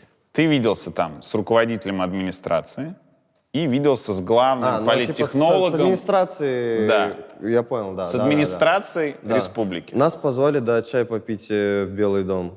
Как это у нас Белый дом, да, вроде называется. И я такой, нихуя, сейчас пойду в Белый дом с администрацией города, блядь. Чаек пить, круто. Я думал, бля, круто. Они оказались классные ребятки. Даже разрешили ругаться матом на сцене. Один из классных ребяток — человек, который продвигал закон о митингах. Ну, это один из законов, который, в общем, не дает людям выходить на улицы для того, чтобы каким-то образом свое несогласие с происходящим в стране проводить. Да, думаю, что мне, в принципе, похуй как-то на это. Ну, блядь, я не лезу в политику. Мне до пизды на нее. Вот честно. Это настолько темный и грязный мир, что я буду сторониться. Не хочу влезать. Почему? Там не работают, мне кажется, человеческие отношения. Вот. Хотя у меня довольно много знакомых, которые так или иначе или раньше были связаны, да, или сейчас связаны. И как бы с ними классно общаться, они отличные ребята, но влезать именно в эту структуру я не буду. Хотя, что, нахуя я так говорю? Я вот завтра опять передумаю, блядь, и пойду баллотироваться куда-нибудь. Ты был оппозиционером, Да. а сейчас ты говоришь, что Путин красавчик.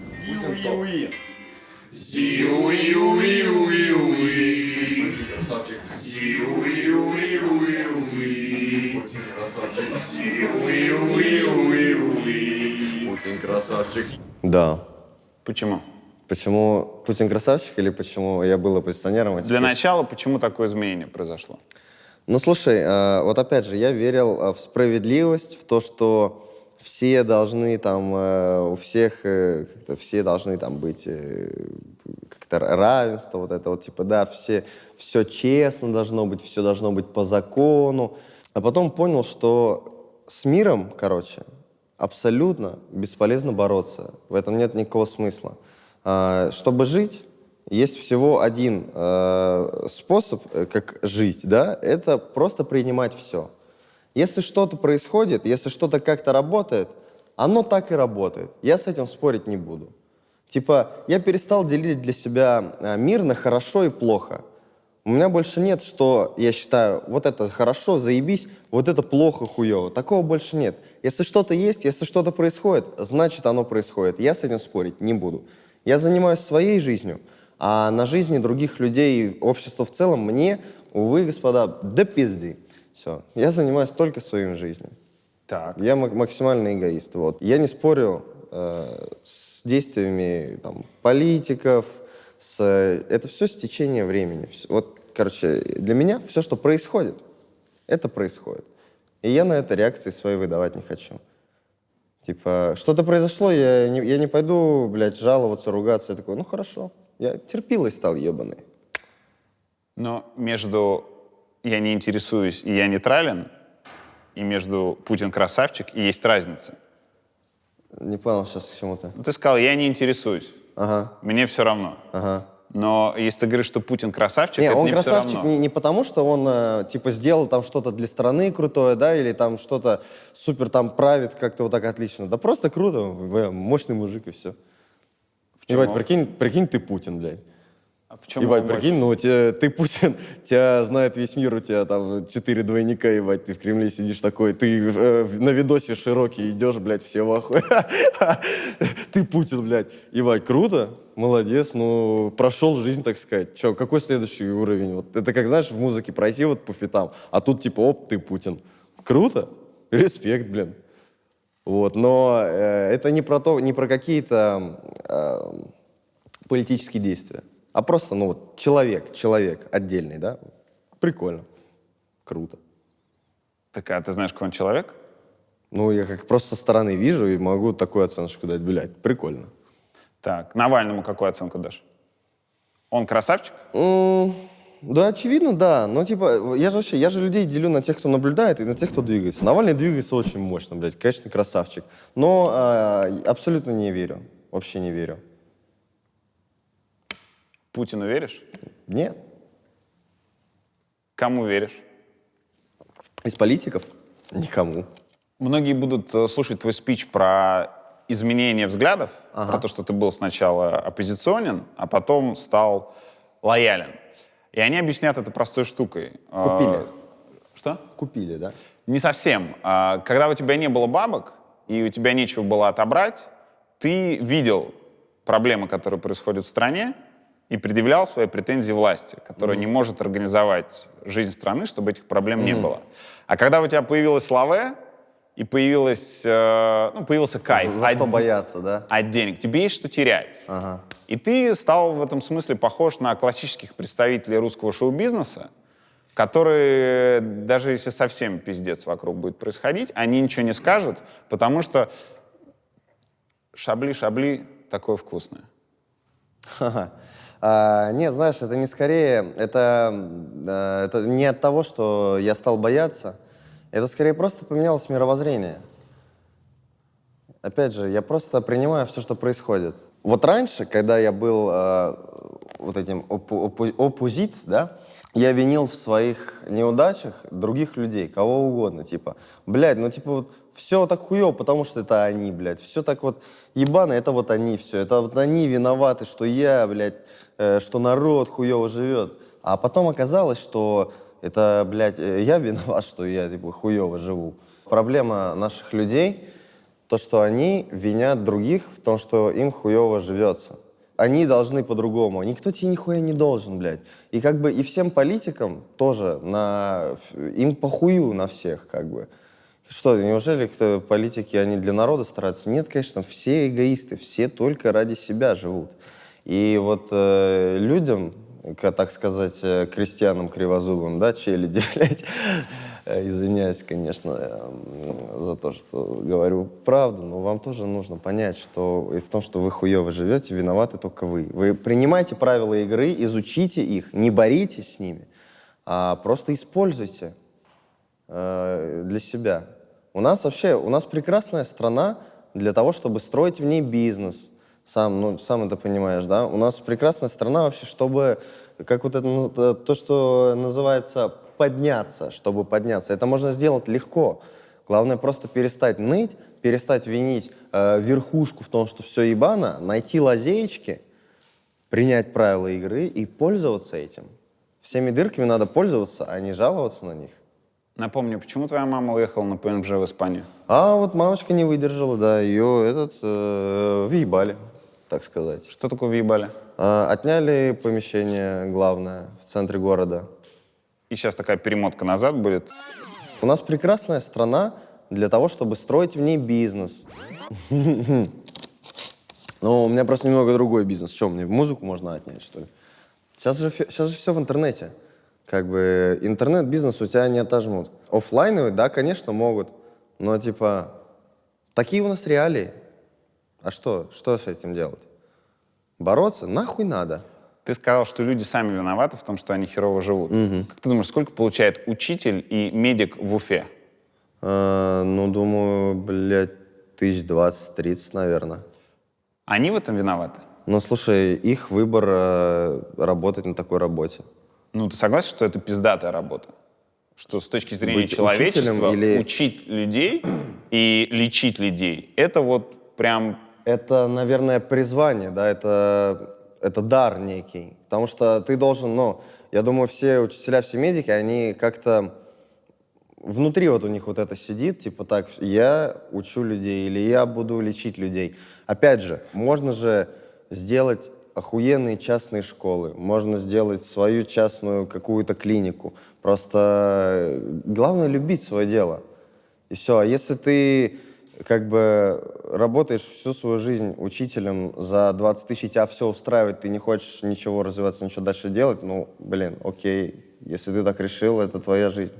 Не думал ли ты, что для этого как раз и существует нормальное государство? Когда у тебя призвание учить людей, ты хочешь учить обычных людей, не тех, у кого есть в месяц полтинник отдавать за обучение в школе. Ну, блин, наверное... И вот для этого приходит государство, особенно если у него есть нефть, газ и прочие ништячочки, оно как раз делает тебе достойную зарплату, и ты работаешь. И Это все, конечно, классно, но это, опять же, какие-то мечты. И у нас так не работает страна. Но не работает она так. Ну, так сложилось исторически. Вот дано вот это. Ну, хуй ты что поменяешь. И как бы выбор каждого человека. Почему работает в Скандинавии, Германии? Я что, ебу, почему нет? Юрий будет дуть будет Юрий. Ты же в курсе, что у большинства звезд не получается с ресторанами? Ну, слушай, понимаешь, просто большинство звезд заходят в эти бизнесы просто как ебальники, да, поторговать, зазвать народ, и их хуй забивают. Как ты здесь участвовал? Ты реально разрабатывал меню и все остальное? Конечно, мы и дизайн, и все там... Вот это дерево с тобой согласовывали? Конечно, Вот конечно, этот фонтан. Конечно. Это же, ну, блядь, мой ресторан. Как я могу здесь просто все так, типа, да, похуй, делайте, что хотите, и главное, чтобы мне бабки это приносило, мне не ебет.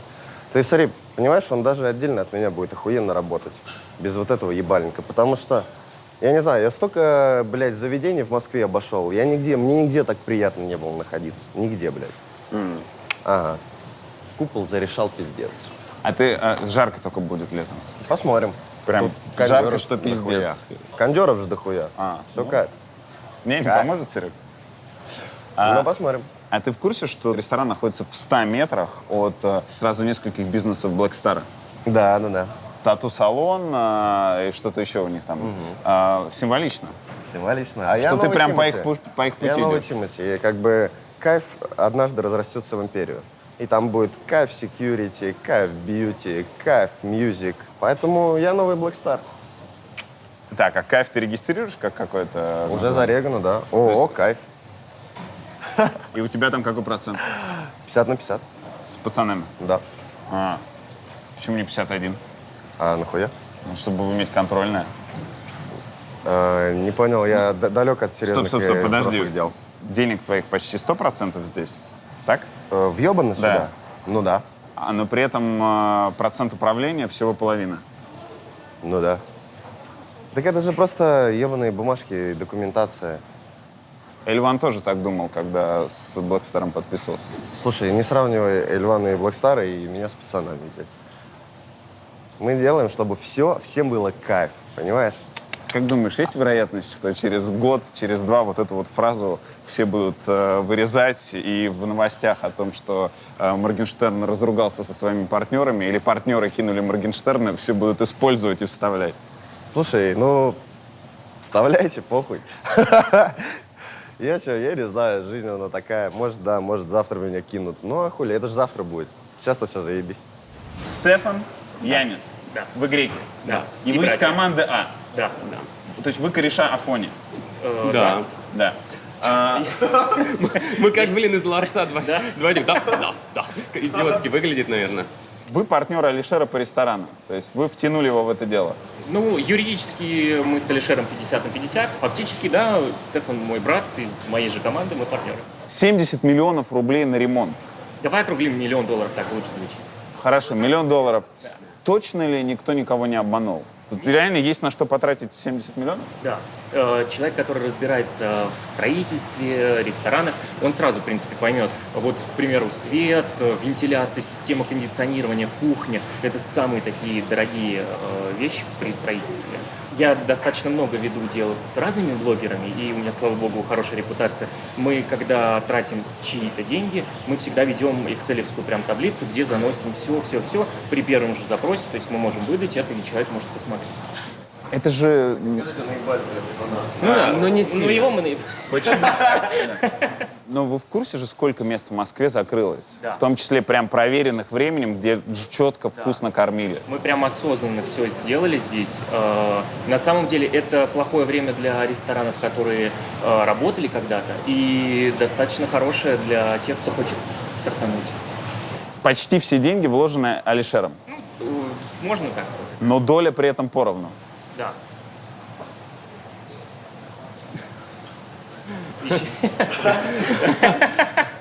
Ну, скажу так, большая часть денег его, частично какие-то деньги мои, и частично у нас есть партнеры, которым огромное спасибо за участие. И вот получается вот такое вот прекрасное. Мы единственные, наверное, блогеры, которые вообще с ним записал фит, когда у него было 120 тысяч подписчиков на YouTube. А так мы дружили, кайфовали, курили кальян, тусили. И вот. Никаких партнерских не было, мы просто кайфовали Просто когда вместе. я думал открыть ресторан, я сидел и открыть просто кальянную.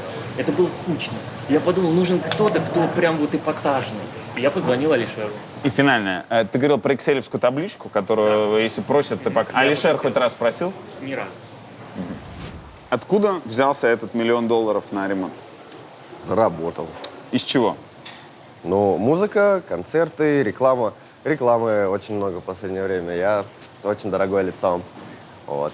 Подожди, ты про внутри роликов или имиджево? Да вообще и всякие контракты большие появляются. Например? Ну, Спрайт. Спрайт уже давно. Так. Но пока они не вышли, не могу говорить. Смотри, интеграция в выпуске у тебя стоит 1,5. На Ютубе? Да. Ну, где-то в районе 2, чуть больше. Окей. Сколько стриминг тебе приносит в месяц? Я понимаю, что они кварталами прилетают, но... Ну, если на месяц поделить, в хорошие времена может и по 5 в месяц прилетать. Ну, типа за квартал по 15 может капать. Ага. При этом это совокупно, это как монетизация, она не конкретизирует, с какого видика тебе сколько пришло, это просто валом, да? И ты не можешь сказать, какой трек тебе принес больше всего. Не, ну почему? Я могу заказать эти, как это называется? Отчет детальный? Да, отчет детальный, посмотреть. Но, типа, самый зарабатываемый трек сейчас это Кадиллак. Правда, я за него еще ничего не получил. Сейчас вот квартал заканчивается, посмотрим. Но он по стримингам, типа, все выебал. Все мои треки. Так, понятно, монетизация тебе приносит немного? Типа... YouTube? Да. От 15 до 20 тысяч баксов. В месяц? Да. Дальше интеграция в клипы. Ага. 5 миллионов. От 5. Ага. В конце «Эль Проблема» написано, что еще до публикации этого ролика вы заработали 50 мультов рублей. Ага. Это как? Смотри, Чебупели, трек в Сочи. Он тоже там рекламно, очевидно. А что еще там? Водочка. Водочка. Водочка. Так. И? Мое очко. Нет, все вроде? Я Нет, думал, оно бесценно, но окей. По-моему, еще что-то было. Ищите, смотрите. Так, то есть, получается, они вваливали от десятки миллионов за интеграцию? Может быть. Ну, я же не могу это разглашать. Ну, камон. Мы же подписывали бумажки. Я же жопу ставлю свою. Вы делили пополам с Тимати? Да. Нет, да, даже на 3. Как бы мы все, у нас в доле в треке записаны. Слава, я, Тиман, все поровну. Даже в дистрибьюции 33, 33, 33. При том, что обычно ты с ним делишь 70 на 30. Да. А здесь вы прям получили... Да, ну и как и история с Кадиллаком, например, там также 3 исполнителя, у всех равные доли. Ну так Славика огромная заслуга в том, что треки хиты. Да. Как бы, и он должен получать по заслугам. У нас почему-то вообще на битмейкеров всех хуи кладут. У тебя было интервью на Форбсе, и ты сказал, что как-то тебе положили 5 миллионов рублей за интервью. Да. Я правильно понимаю, что это было то интервью, где ты водил экскурсию по квартире? Ничего не знаю. И это канал «Чё кого?» Что? Чё? Это лучший ответ. Как ты относишься к Гусейну Гасанову? Да блин, это классный персонаж. За ним интересно наблюдать. Ты с иронией сейчас говоришь. Нет, почему? Ну, опять, давай возвращаемся к Даве, да? Главное же, чтобы вызывало эмоции, правильно? Гусейн Гасанов вызывает отличные эмоции. И, типа, чувак сам про себя фильм снял. Охуеть, круто. Гусейн Гасанов вчера розыгрыш гелика в Гиве и фильм сам про себя. Моргенштерн сегодня это тоже фильм про себя на премьере. И Исповедь? Ну мне просто денег дали. Я что, думаешь, сам к ним пошел, говорю, бля, хочу фильм про себя сними, мне просто денег дали, бля. Однажды, конечно, я сниму про себя фильм. Потому что я человек эпохальный. Я человек эпоха, нахуй. Я легенда ебаная, живая. И мне нужно сделать фильм, однозначно. Но просто не сейчас. Но Гусейн Гасанов, розыгрыш гелика в Мерседесе в Инстаграме и фильм про себя. Я новый Гусейн Гасанов. Моргенштерн, розыгрыш Мерина в Инстаграме и тоже фильм про себя. Ну, слушай, я вздрогнул, когда понял вот эту аналогию. Да нет, фильма про себя нету. А тачку разыграл, потому что, бабок дохуя заработать хотел, заработал. Вот как бы. И тем более, блядь, это же легендарнейшая машина. Это очевидно. Это такая легендарная тачка. 82 мульта просмотров. Я на ней выехал на свой первый сольник огромный, на сцену, блядь. Это же легендарная тачка. И очень круто было бы разыграть ее и отдать кому-то. И заработать на этом дохуя. Вот у нас вчера выиграл чувак из Узбекистана. Вот пиздец. Что теперь делать, не знаю. Границы закрыты. Чтобы тачку растаможить, еще 2 ляма сейчас платить придется за это. Будем что-то решать. Зато в Узбекистане побываю. Бухара, наверное. Да. А зачем ты решил делать гиф? Гиф же это считается прям стыдной штукой. Схуяли. То, что типа там людей наебывают. То, что после того, как люди, которые таким образом приходят в подписчики, Инстаграм вроде как пессимизирует их выдачи, и лайков, просмотров, и всего у них становится меньше, чем было раньше. Подписота вырастает, а просто эти посты становятся видны гораздо меньшему количеству людей. А мне-то что, собственно, с этого? Я как бы денег заработал, машину разыграл. И это как бы, я же никого не заставлял у себя места спонсорские покупать. Все, кто хотел, купил. Сколько ты заработал за это? Да хуя. Еще 10 таких же машин. 10? Угу. То есть 40 миллионов рублей? Примерно. Все те, на кого ты там призываешь подписываться, это спонсоры канала? Спонсоры Гива. Спонсоры да. Гива. Спонсоры Гива. Среди людей, на которых ты призываешь подписываться, есть члены семьи Рамзана Кадырова. Ага. То есть они тоже спонсоры этого Гива. Ты был в курсе, что они тоже будут там? Да, мне, знаешь, когда говорит менеджер, вот хочет Рамзан Ахмаш со своей семьей, приближенными, стать спонсорами, я такой, нихуя себе, конечно, погнали. У меня в Гиве Рамзан Ахмаш и его приближенные семья. Ебать, нихуя себе. Конечно. Где аккумулируются эти деньги? То есть все спонсоры, они бросают их на какой-то счет, и потом это тебе приходит. Не, подожди, это что, для налоговой мы сейчас снимаем видео? Я не понял. Да какая вам разница? Ничего не знаю, я ничего не заработал, вообще денег нихуя мне нет. Твой менеджер сейчас... Пипи-пупу, чек. Какие деньги, о чем ты говоришь? Все по белому сделали. Твой менеджер сейчас — это Артем Клюшин. Нет, это Анечка. А Артем — это, владелец агентства рекламного. Артем — это парень в Панаме, который жестко флексил на концерте в Джипсе. Ты знаешь, чем он занимался раньше? Что-то он мне рассказывал, да. Что рассказывал? Я, насколько знаю, он же в правительстве работал. Да. А другое я, наверное, не буду рассказывать. Потому что, я не знаю, можно или нельзя. Но ничего, дядя Тёма тот еще отпетый мошенник-засранец. Его называют один из самых известных прогосударственных блогеров, личный интернет-телохранитель Кремля и человек, который связан с администрацией президента России. Слушай, вот этого я не знал, но круто. Тебя не смущает? Не, очень интересный титул «Интернет-телохранитель Кремля». Получается, со мной на сцене в Панаме интернет-телохранитель Кремля. Тусуется охуенно, что, прикольно.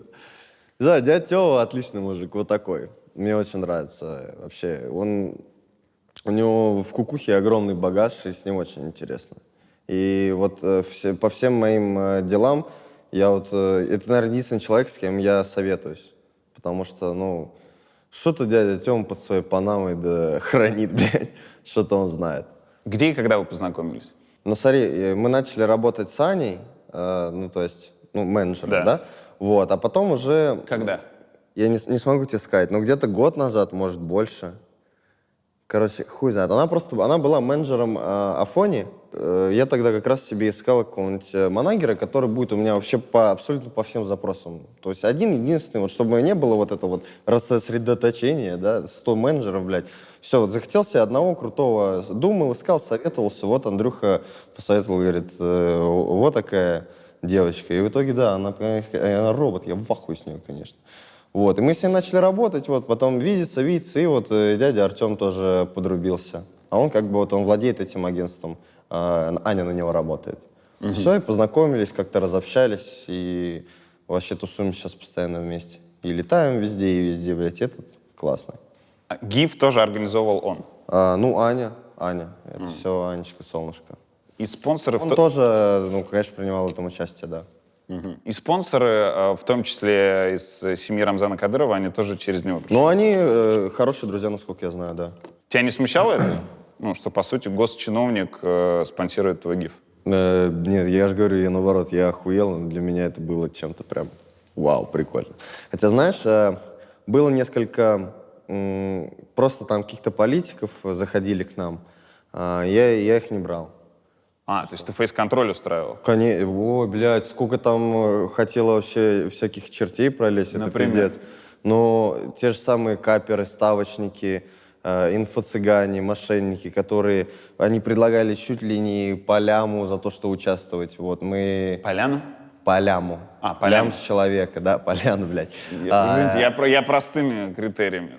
Сделали услугу, накрыли стол. По мульту с человека, но не. Как-то мне стрёмно было отправлять людей в лапы тех, кто из них просто высосет бабки. Вот, и фейс-контроль был жесткий, да. И политики тоже какие-то приходили, я тоже такой, да, что-то не хочу. А вот Рамзан Ахмадович, кайф. Не, слушай, у меня не было даже мысли, типа, брать, не брать. Опять же, я очень удивился. Это типа, я знал, что будет это многие обсуждать, а я же люблю, когда это обсуждают. Это помогает маркетингу? Конечно. Так сразу в первый же день розыгрыша везде, во всех пабликах, всякие СМИ, блогеры видосы снимают, что я подписываю людей на Кадырова. Когда тебе пришлось извиняться за пердеж в трек Тимати, как круто звучит. Там люди из семьи Рамзана Кадырова как-то участвовали? Нет. А из республики, которой руководит Рамзан Кадыров? Нет. Юрий будет дуть будет Юрий. Где вы находите вот этих девчонок для клипов? Это какое-то специальное агентство, которое ищет... Я без понятия вообще. Этим все занимались люди Тимана и его продакшн. Не, для других клипов, не только для... Например... Девочка для пососи, которая прыгала у тебя на... Да мы просто знакомы. Просто знакомая, да. Я говорю, бля, клип хочу снять, приезжай, пиздец. Все, приехала, сняли. Ты когда задачу формулируешь, есть какая-то неловкость в разговоре? Как ты говоришь ей? Не, говорю, типа, вот смотри, я залетаю сейчас на стул, а ты подбегаешь, на мне жопой прыгаешь, потом я говорю, я все, тебя отталкиваю, все, закончилось, блядь. Я все максимально прямо говорю, что, зачем осторожничать? Как девчонки реагируют на это? Да, отлично. То есть она все, актриса, включила, сыграла? Да. Ну, есть же просто и разные девочки. Там сразу понятно. Например, на Young Hefter, сколько там было женщин, не знаю, 30, мы отбирали сами. Я там кастинг объявлял. И сразу же понятно, знаешь, когда при общении, то ли она мышь ебаная, блядь, да? Мышь, блядь, серая, которая просто встанет вот так вот, типа, и будет, стоять, типа, вот, поснимем, может, чуть-чуть моей жопы поснимать, да? Только главное, чтобы прилично все было. А есть девочки, которые типа, бля, давай сюда, эту камеру я выебу я сейчас. И вот мы стараемся только вот из второй категории девочек набирать. Как к силикону относишься? Не круто. Ну, просто в клипе очень много девчонок с силиконом. Да, но мне не нравится на ощупь. Как-то неестественно это все. Неприятно. Против природы, что ли. Если Эти, как там, шрамы же, блядь, остаются. Да? Ну да, там под титькой такой вырез, в который пропихивали тебе этот силикон. Если Дилара бы пришла и сказала, что хочет Думали пластику. об этом, но нет, пизду. Думали? Ну, разговоры были. А какую, губы или грудь? Тити. А зачем? Тити. Не, просто разговаривали. Без того, что типа так, сделай титьки, блядь, пизду. А она заводила разговор или ты заводил? Да по-разному. Не, слушай, мне очень нравится, у нее все классно. Я даже не люблю, когда она красится сильно. Это такая хуйня, блядь. Дилар заебала краситься, блядь, сильно. Аккуратненько, чуть-чуть. Заебись. Такой ебальник у нее классный, а она его маникюром портит. Ой, маникюром как-то, макияжем. Вот. Очень сладкий Я комплимент. за природу. Очень сладкий комплимент. Артем Клюшин. Умный парень, который, как ты говоришь, умный парень. Дядя Бот. Дядя? Дядя Бот. Ботоводом его еще Не, называют. он дядя Бот. Скину 1000 рублей за комментарий. Под каждым моим постами всем пишет скидываю, всем деньги за комментарии. Да, дядя Бот. Ты же понимаешь, что работая с таким человеком, ты всегда будешь вызывать подозрение, что ты работаешь на государство. Да, блядь, мне поебать. Пусть думают, что хотят. Допускаешь ли ты, что он вошел к тебе в доверие, в том числе для того, чтобы ты у государства был на крючке? Никогда раньше об этом не думал, вот сейчас подумал и знаешь, что понял? Похуй. Не знаю, мне прилетают заказы государственные, там что-то, да, что там недавно было? Выборы опять какие-то были, да? Поправки. Недавно? О, поправки, типа, да, там, призови там голосовать. Сколько тебе предлагали? 10 лямов за один пост, нахуй, ебанешься. Одну фоточку в Инстаграм сделал, прикинь, 10 лямов. Ты долго думал? Не, я вообще не думал. Типа,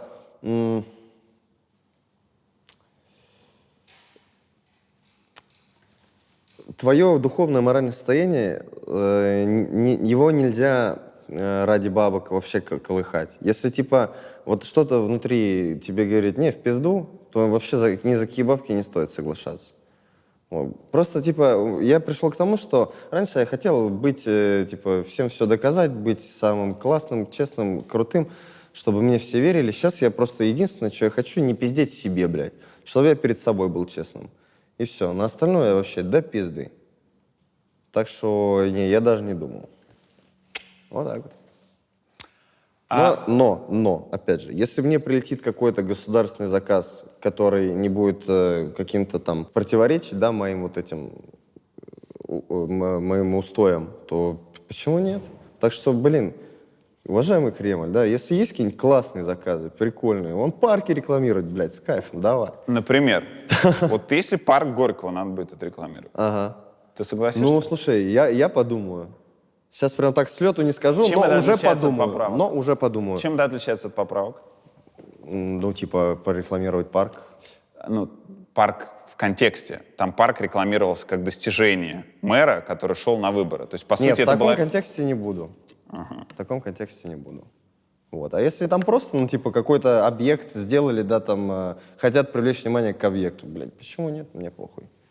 Где и когда ты познакомился с Ростиславом Мурзагуловым? Так. Это, ну, вот, когда нас позвали чаечек попить. На Новой Атланте. Да. Тогда познакомился. Ты знаешь, кто это? Ну, чем он занимается, Да. конкретно деятельностью, не особо. Но так просто, типа, прикольный парень. Человек, который отвечает за всю информационную политику Республики Башкирия. Ага, понял. Главный политтехнолог, человек, который за имидж власти отвечает. Ты как-то опубликовал видео, где рассказал, что у тебя дедушка умирал от рака и мучился от боли. И там твоя цитата. «Я почти в слезах позвонил Ростику, Мурзагулову, сказал, сделайте, пожалуйста, что-то с этим. Может человек умереть без мучений? У нас же в России все по связям делается. Ну да. И все, дедушка ушел без мучений. Ростику буду благодарен за это все время. Да. О чем речь? О надлежащем уходе. Просто, понимаешь, лежит человек старый, умирает, и все на него абсолютно до пизды. Ни медикаментов каких-то там или что-то, да. Это я, не в ущерб говорю нашей структуре здравоохранения, просто это факт, так оно и есть. Вот все. Я просто попросил, чтобы был должный уход за дедушкой. Звучало как эвтаназия. Не-не-не, ни в коем случае.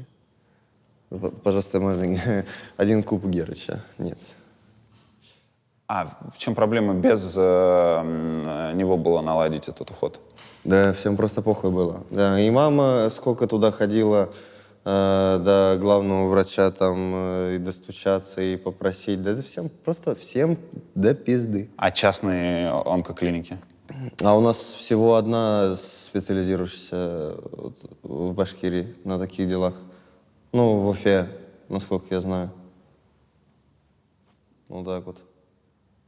Правильно ли это? Что Ну, достаточно ли одна? столько, да? Правильно. Да хуй знает, я правильно это или неправильно. Ну, нет, наверное. Но Путин красавчик? А как? А что? Ну как, должно быть больше. Город больше 1 миллиона человек. Конечно, должно быть больше. И, наверное, должно быть так, что... Красиво ты подвел, красиво подвел. Давай, спроси еще раз. Вот это. Финал. Ну, про Володя. Путин красавчик? Ну, ты видел, как он широким ходит. Конечно. Юрий будет дуть будет Юрий. Но какого хуя вы там стоите, блядь? Вы что, ебаные пенисы, блядь? Нахуй вам стоять? Музыку сюда, танцуют все!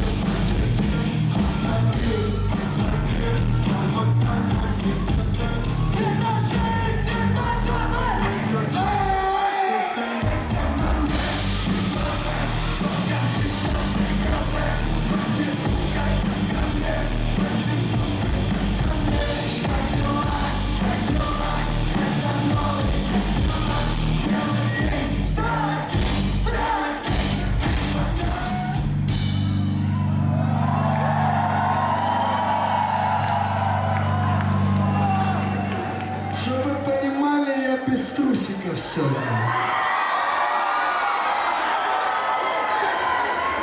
Одна из скандальных вещей, которая с тобой была связана раньше, это сцена, когда ты сжег 100 000 рублей на камеру.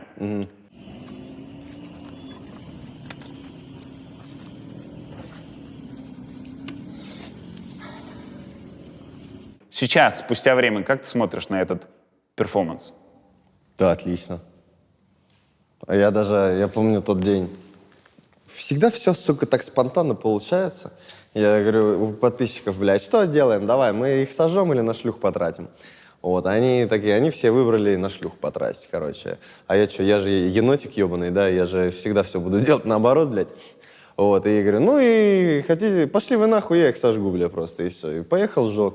И знаешь, это было приятно как-то. Ну, то, что у меня тогда только первые бабки появились, и тут я, просто 100 000 сжигаю. Ты же тогда еще не зарабатывал дофига. Ну да, там... Я тогда, по-моему, уже... Нет, это... Ты получил 500 000 за концерт? Да, нет, не за концерт. За что-то другое же я получил 500 000, блядь. За что, не помню, нахуй. Ну, для тебя это были деньги. Тогда да, конечно, Так. это были деньги. Но, с другой стороны, я понимал, что это же такая дешевая реклама. Всего 100 000 ты заплатишь, а все будут об этой хуйне пиздеть.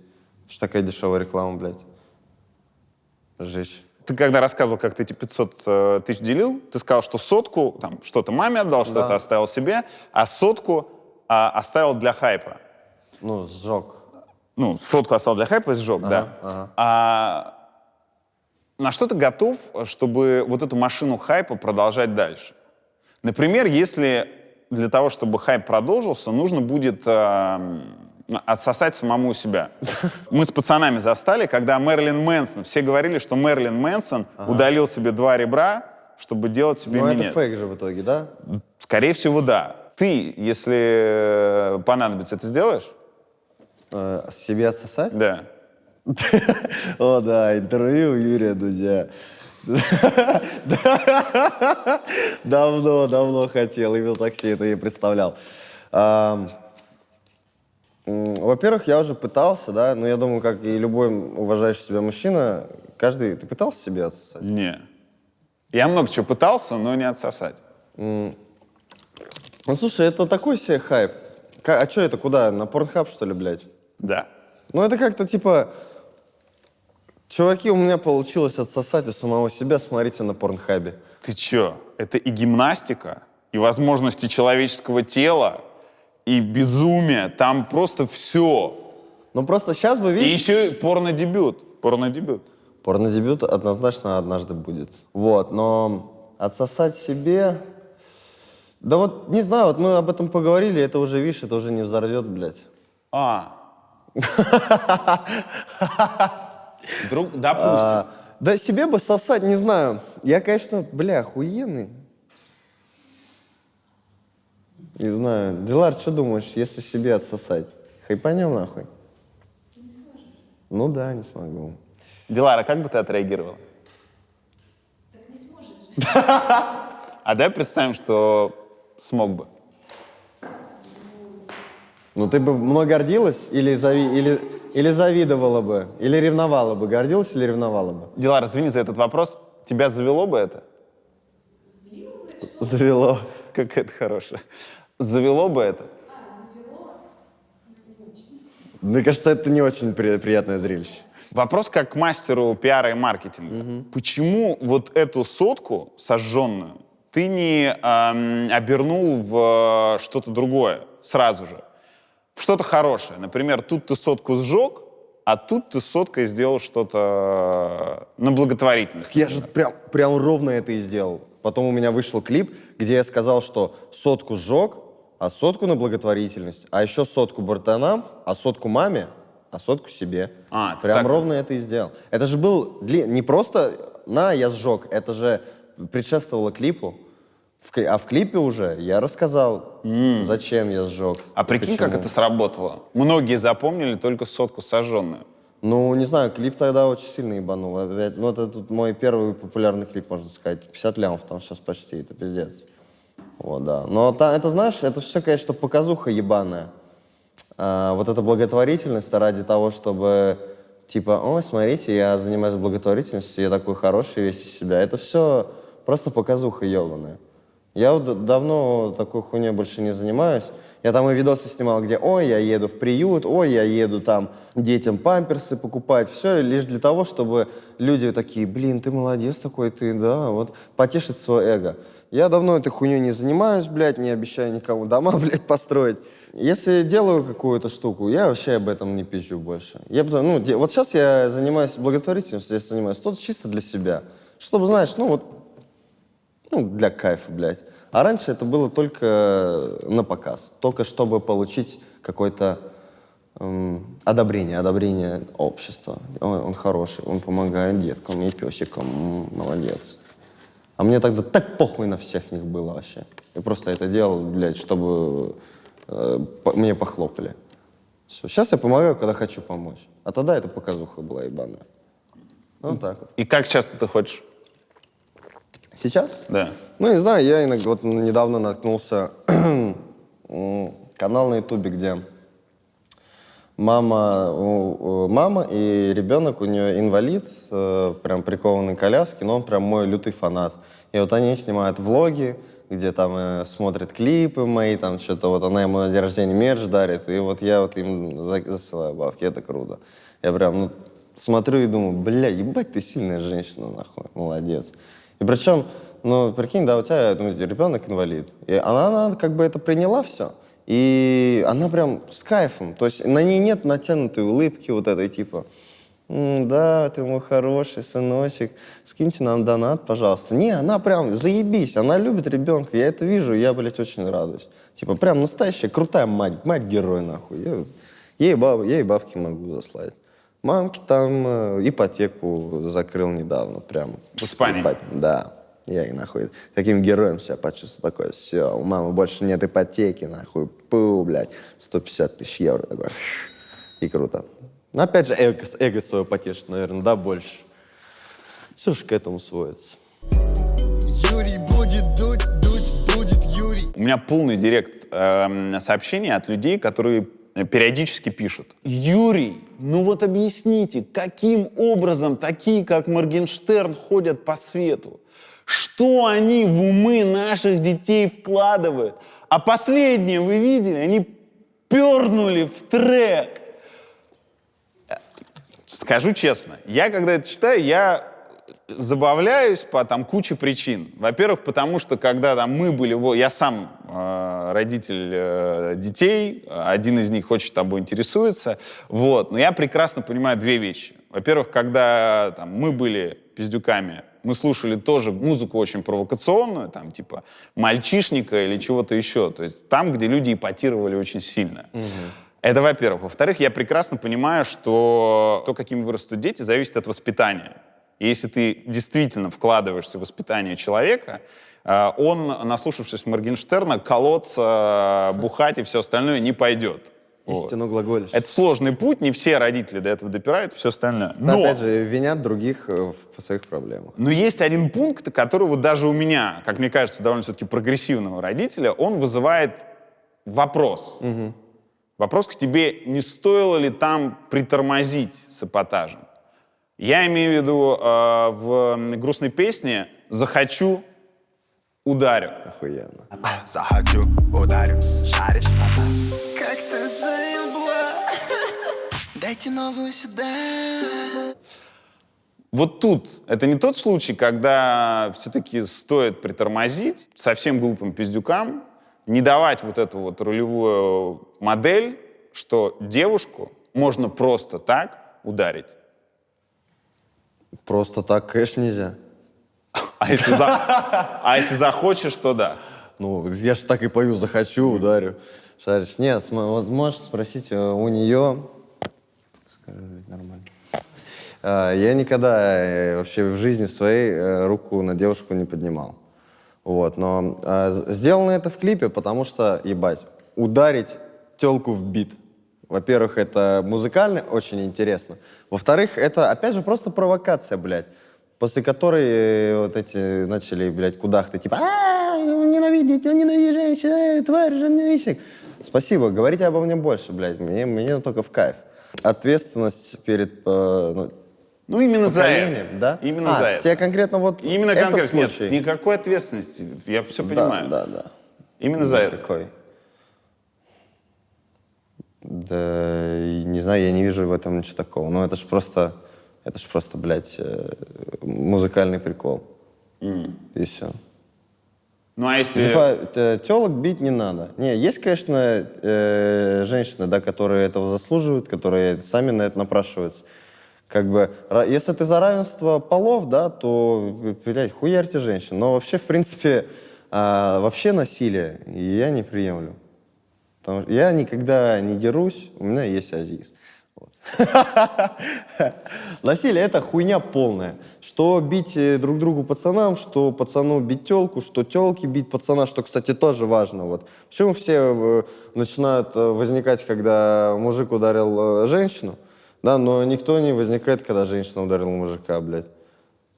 Схуяли, блядь.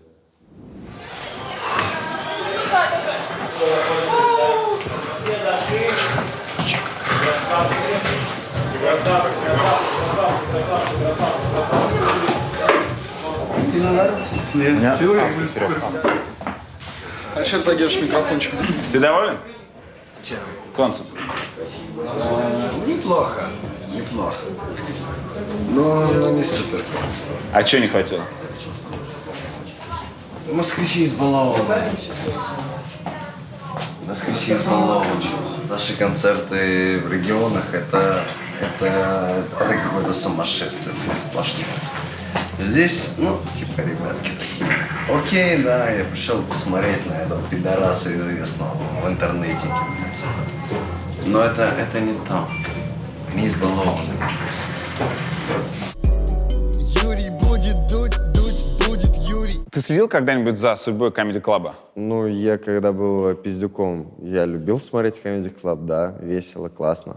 Сейчас то, что с ними стало, это и вообще, ну, это все, это осталось там.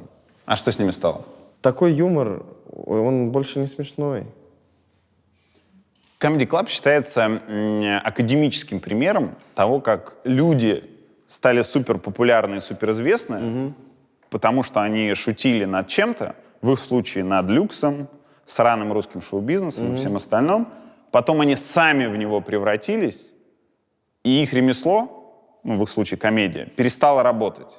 Они перестали быть интересны, потому что сами превратились в того, с кем боролись. Про тебя постоянно говорят, что ты превратился в того, кого презирал. Ну, это правда. Тебя это радует? Или ты из-за этого грустишь? Мне похуй просто. Ну, типа, это факт. Я ненавидел и презирал рэперов за то, что это очень легкая и простая музыка. А потом я понял это все. Впустил в себя, я был жестким скептиком и консервом, нахуй. Типа, я же на роке вырос, понимаешь? Все такое, типа, бля, там, вот, это какую-то хуйню читают на простые биты, да я так за 5 минут смогу сделать. Как и родился Изи Рэп, да, по сути, у меня. А потом я просто понял, что мной это двигала зависть все это время. Я просто завидовал, что я, блядь, делаю свои ебучие рок-песни, которые нахуй никому не нужны, а они делают свой рэп, который я, блядь, за 5 минут могу ебануть. И это слушают. И я просто завидовал. А потом я как-то, знаешь, открылся этой хуйне. Такой, типа, блядь, ну, если эта музыка сейчас популярна, что-то, да ведь, наверное, неспроста ведь это так, нахуй. И попытался посмотреть на все это абсолютно чистым взглядом и понял, блядь, да охуенно. Ебать, LJ начал слушать, Фейса старого, блядь, так тащился, пизданешься. Вот, и Трил Пила, первые треки, это же прям пиздец какой. Я ебал рэп. Есть эфир, где я сижу, смотрю этот клип и такой, ну что это за хуйня, блядь? Объясните мне, вот это что, блядь, творчество? Вот это вы называете творчеством, блядь? А потом распробовал и понял, ебать, это так охуенно. Просто живые чуваки просто читают о том, как живут. Великолепно. И самое главное, что вот это присутствует. Когда музыка играет с твоим телом, а не мозгом, это успех. Это успех. Музыка все-таки это такая древняя хуйня, которая, наверное, появилась еще и раньше, чем языки. Я думаю, да, когда доисторические люди вот это вот бум-бум-бум-бум и танцевали. Музыка, она порой может больше сказать, чем слова. Поэтому о ней нельзя думать, сука. Вот я сколько не пытаюсь донести до людей, научили, наверное, в школах, да, типа, вот этот поэт, говоря о синих шторах, имел в виду то, что то-то, и тройным ямбом-хуямбом он это все, да пошел нахуй этот поэт, блядь. Я хочу расслабиться, повеселиться и покайфовать. Научили у нас, что надо все анализировать? Нет, расслабьтесь и наслаждайтесь. Поэтому если музыка резонирует с твоим телом, с твоей душенькой и заставляет тебя танцевать, это прекрасная музыка. Вот и все. Вообще меняться охуенно. Ебать, я за всю свою карьеру, по-моему, 7 разных Моргенштернов сменил, блядь. Это и по прическе, и по мировоззрению, и по поведению, все постоянно вот так. Я не удивлюсь, что я и через полгодика вообще другим человеком стану. Так это вот прекрасно. Сколько примеров артистов, которые делают одно и то же годами, и просто заебали нахуй, скучно, неинтересно. Я не знаю, как им до сих пор самим интересно то же самое все петь. Мне нравится пробовать все новое. Я не хочу себя ограничивать сферой, не хочу ограничивать себя жанрами, блядь, не хочу себя вообще ни в чем ограничивать.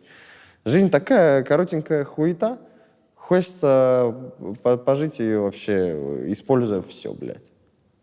Поэтому, не, я не буду себя ни в чем ограничивать, типа, пиздок. Кем ты себя видишь, когда тебе будет 30-ник? Неработающим человеком. Ну, это же скучно очень. Я сейчас в академии нахожусь. У меня академ на год в институте.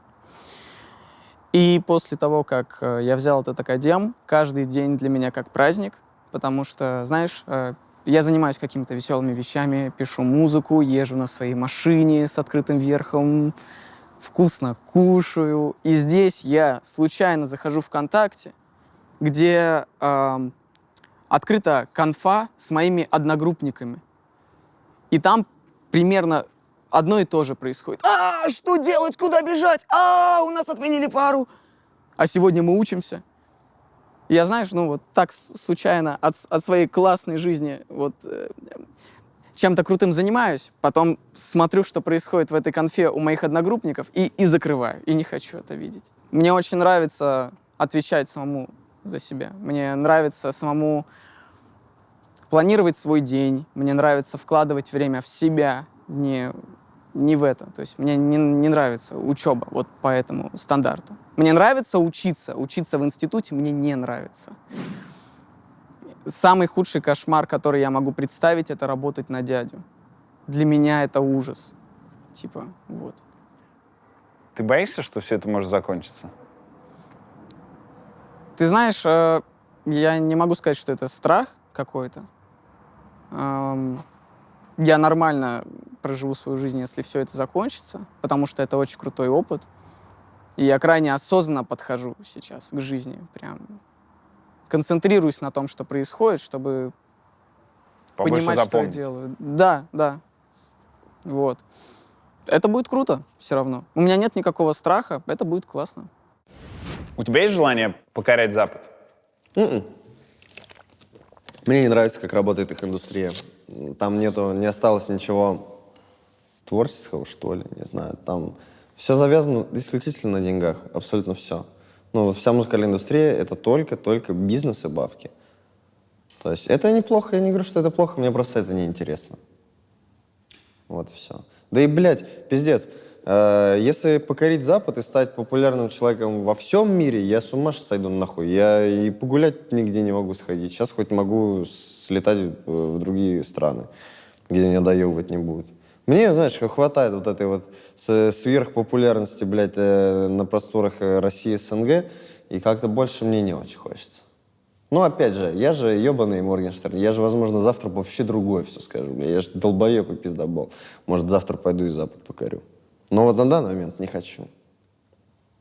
Юрий будет дуть будет Юрий. Блиц, я спрашиваю коротко, ты отвечаешь не обязательно коротко. Твое любимое женское имя? Дилара. Чего ты боишься больше всего в жизни?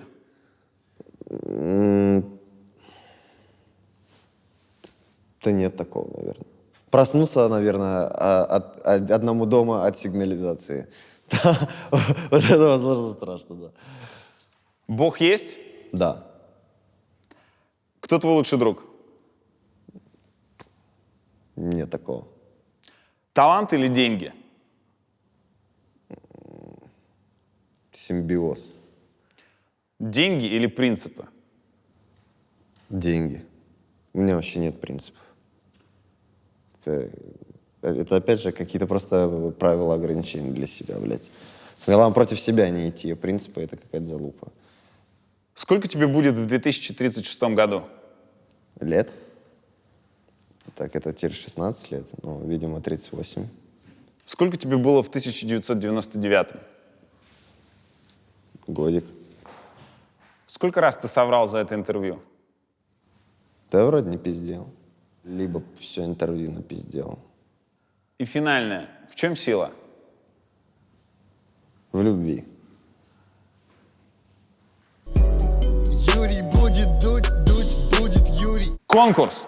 Что будет твоим подарком? Слушай, это будет худак, лимитированный, эксклюзивный, где купить его сейчас нигде нельзя. Худи туровый наш туровый мерч. но прямо на худаке там, собственно, перечеркнуты все города и надпись.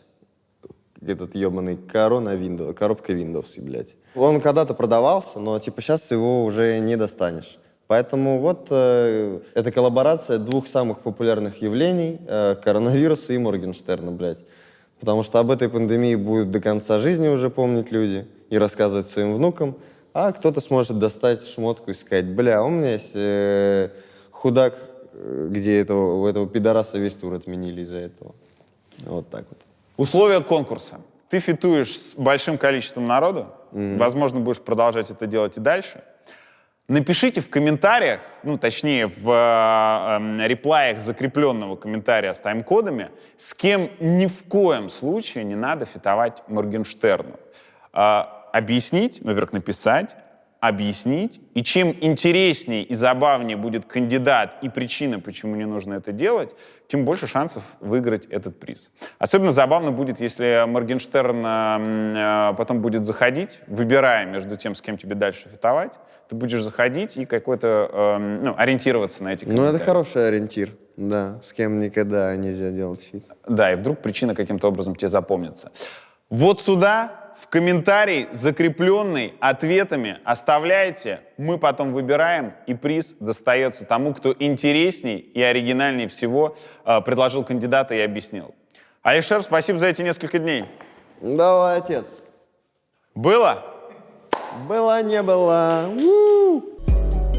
Юрий будет дуть, будет Юрий. Итоги старых конкурсов надо подвести прямо сейчас, но сначала пара объявлений. Сразу несколько человек из нашей творческой артели разворачивают активность на Ютубе. Во-первых, Даня Туровский, наш редактор, у него есть теперь свой канал, называется «Горящий тур». Он ездит по России и в формате одного дня рассказывает о том, как Россия живет. У Дани есть выпуск про парня-киборга. У него нет обеих рук, но с помощью техники, с помощью прогресса можно продолжать полноценно жить. Как? Это тоже можно увидеть у Дани. А Жендос с Нобелем Рустамяном делают очень мощный канал про футбол. Если вы любите футбол, то вы в курсе, кто такой Нобель Рустамян. Это главный инсайдер этого вида спорта. Еще у него репутация футбольного Алексея Венедиктова. Человека, с которым общаются и прогрессивное крыло индустрии, и не очень прогрессивное, но при этом статусное. И в итоге из этого получается огромное количество уникального контента. Главная их, на мой взгляд, удача — это большой выпуск про переход Алексея Миранчука из «Локомотива» в «Аталанту». Ссылки на канал Дани и канал Нобеля под этим видосом. Ну и наш мерч. У нас летом вышла коллекция «From Russia with Punk». Там много чего уже раскупили, но вот такие худи и малиновые, и, кажется, даже еще оранжевые остались. Футболки «Мои кореша» — это самая востребованная история. Ну и всякие более мелкие штуки, типа кошельков, чехлов и всего-всего остального. Это на сайте вдудь.ру можно заказать. Но помните, если вы окажетесь на вдудь.ру, ничего там не закажете, мы вас будем любить так же сильно, как и любим сейчас. Ну а теперь итоги конкурса! Юрий будет дуть, будет Юрий. Итоги конкурса, друзья. У нас очень много долгов, потихоньку будем их раздавать. Усович, задание рассказать, как вас кидали. Приз — папка из того самого списка, из «Что было дальше». Книга и конверт. Победитель АК. Лет 15 назад покупал я кеды на рынке. Сообщаю продавцу, что у меня 42 размер. Он дает мне 45 и говорит: они маломерки. Я мерю, они велики. Продавец забирает эти кеды и говорит: вот меньше. Я мерю, они велики. Продавец забирает, снова и снова дает следующие. Я мерю, они невелики, покупаю. Приезжаю домой и обнаруживаю, что купил кеды 45 размера с 3 комплектами стелек в них. Важнейший конкурс «Анакондас». Там приз один из самых невероятных в истории нашей программы. Поездка на концерт в любую точку мира. Мы ждали в том числе, чтобы закончилась пандемия, но пока она не собирается заканчиваться, победителя мы все-таки определим, чтобы когда концерты восстановятся, можно было воспользоваться. Заданием было рассказать про свой самый большой факап в жизни. Мы и группа «Анакондас» признали филантропа Валеру. В общем, однажды мы с моей девушкой и друзьями возвращались с моря. Ехали на машине. Я за рулем, девушка справа. А ребята спали сзади, потому что возвращались ночью. Для лучшего понимания истории нужно отметить, что перед этим я на нервах набрал лишних килограммов 15 и стал обладателем противного здорового пуза. В общем, еду я за рулем, засыпаю, и вдруг девушка засовывает мне руку под майку, расстегивает пуговку на штанах и начинает вдоль наглаживать мне нижнюю складку живота. Я, собственно, не особо понимаю, в чем дело. Кто их там, дам, поймет, как они могут проявлять ласку. Еду молча, чтобы не будить друзей. Спустя минут 20 таких тереблений складки живота девушка убирает руку и с обидой отворачивается к окну и всем видом до конца поездки дает понять, что она обиделась. Все стало понятно, когда мы вернулись домой. Она решила немного пошалить и перепутала объекты. То есть она надрачивала мне 20 минут складку и сильно обиделась, что я никак не реагировал. А потом мы хорошенько поржали, и мне пришлось сесть на диету. Пацаны, я когда прочитал, я после этого свою складку поглаживал очень долго и думал, как же это... Так, в общем, вам достается поездка на концерт, филантроп Валера. Не знаю, что будет за концерт. Навальный. Нужно было предложить альтернативного кандидата на Нобелевскую премию мира. Подарок – вино и мяч теннисный. Андрей Телицын. Премию мира нужно дать уборщице, которая случайно победила на выборах против единоросса.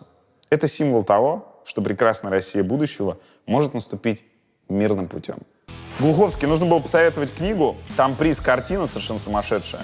Павел Крымов, Рубен Гальего, «Белое на черном». Автобиографический роман о жизни инвалидов в советском детдоме. Каждая глава этой книги как выстрел в пустой комнате. Те, кто смотрел наш выпуск про Олега Павловича Табакова, могут помнить имя и фамилию Рубен Гальего. Это тот самый человек, с которым связывался Олег Табаков. И когда Рубен Гальего услышал, что ему звонит Табаков, он сказал: «А скажите что-нибудь голосом Матроскина».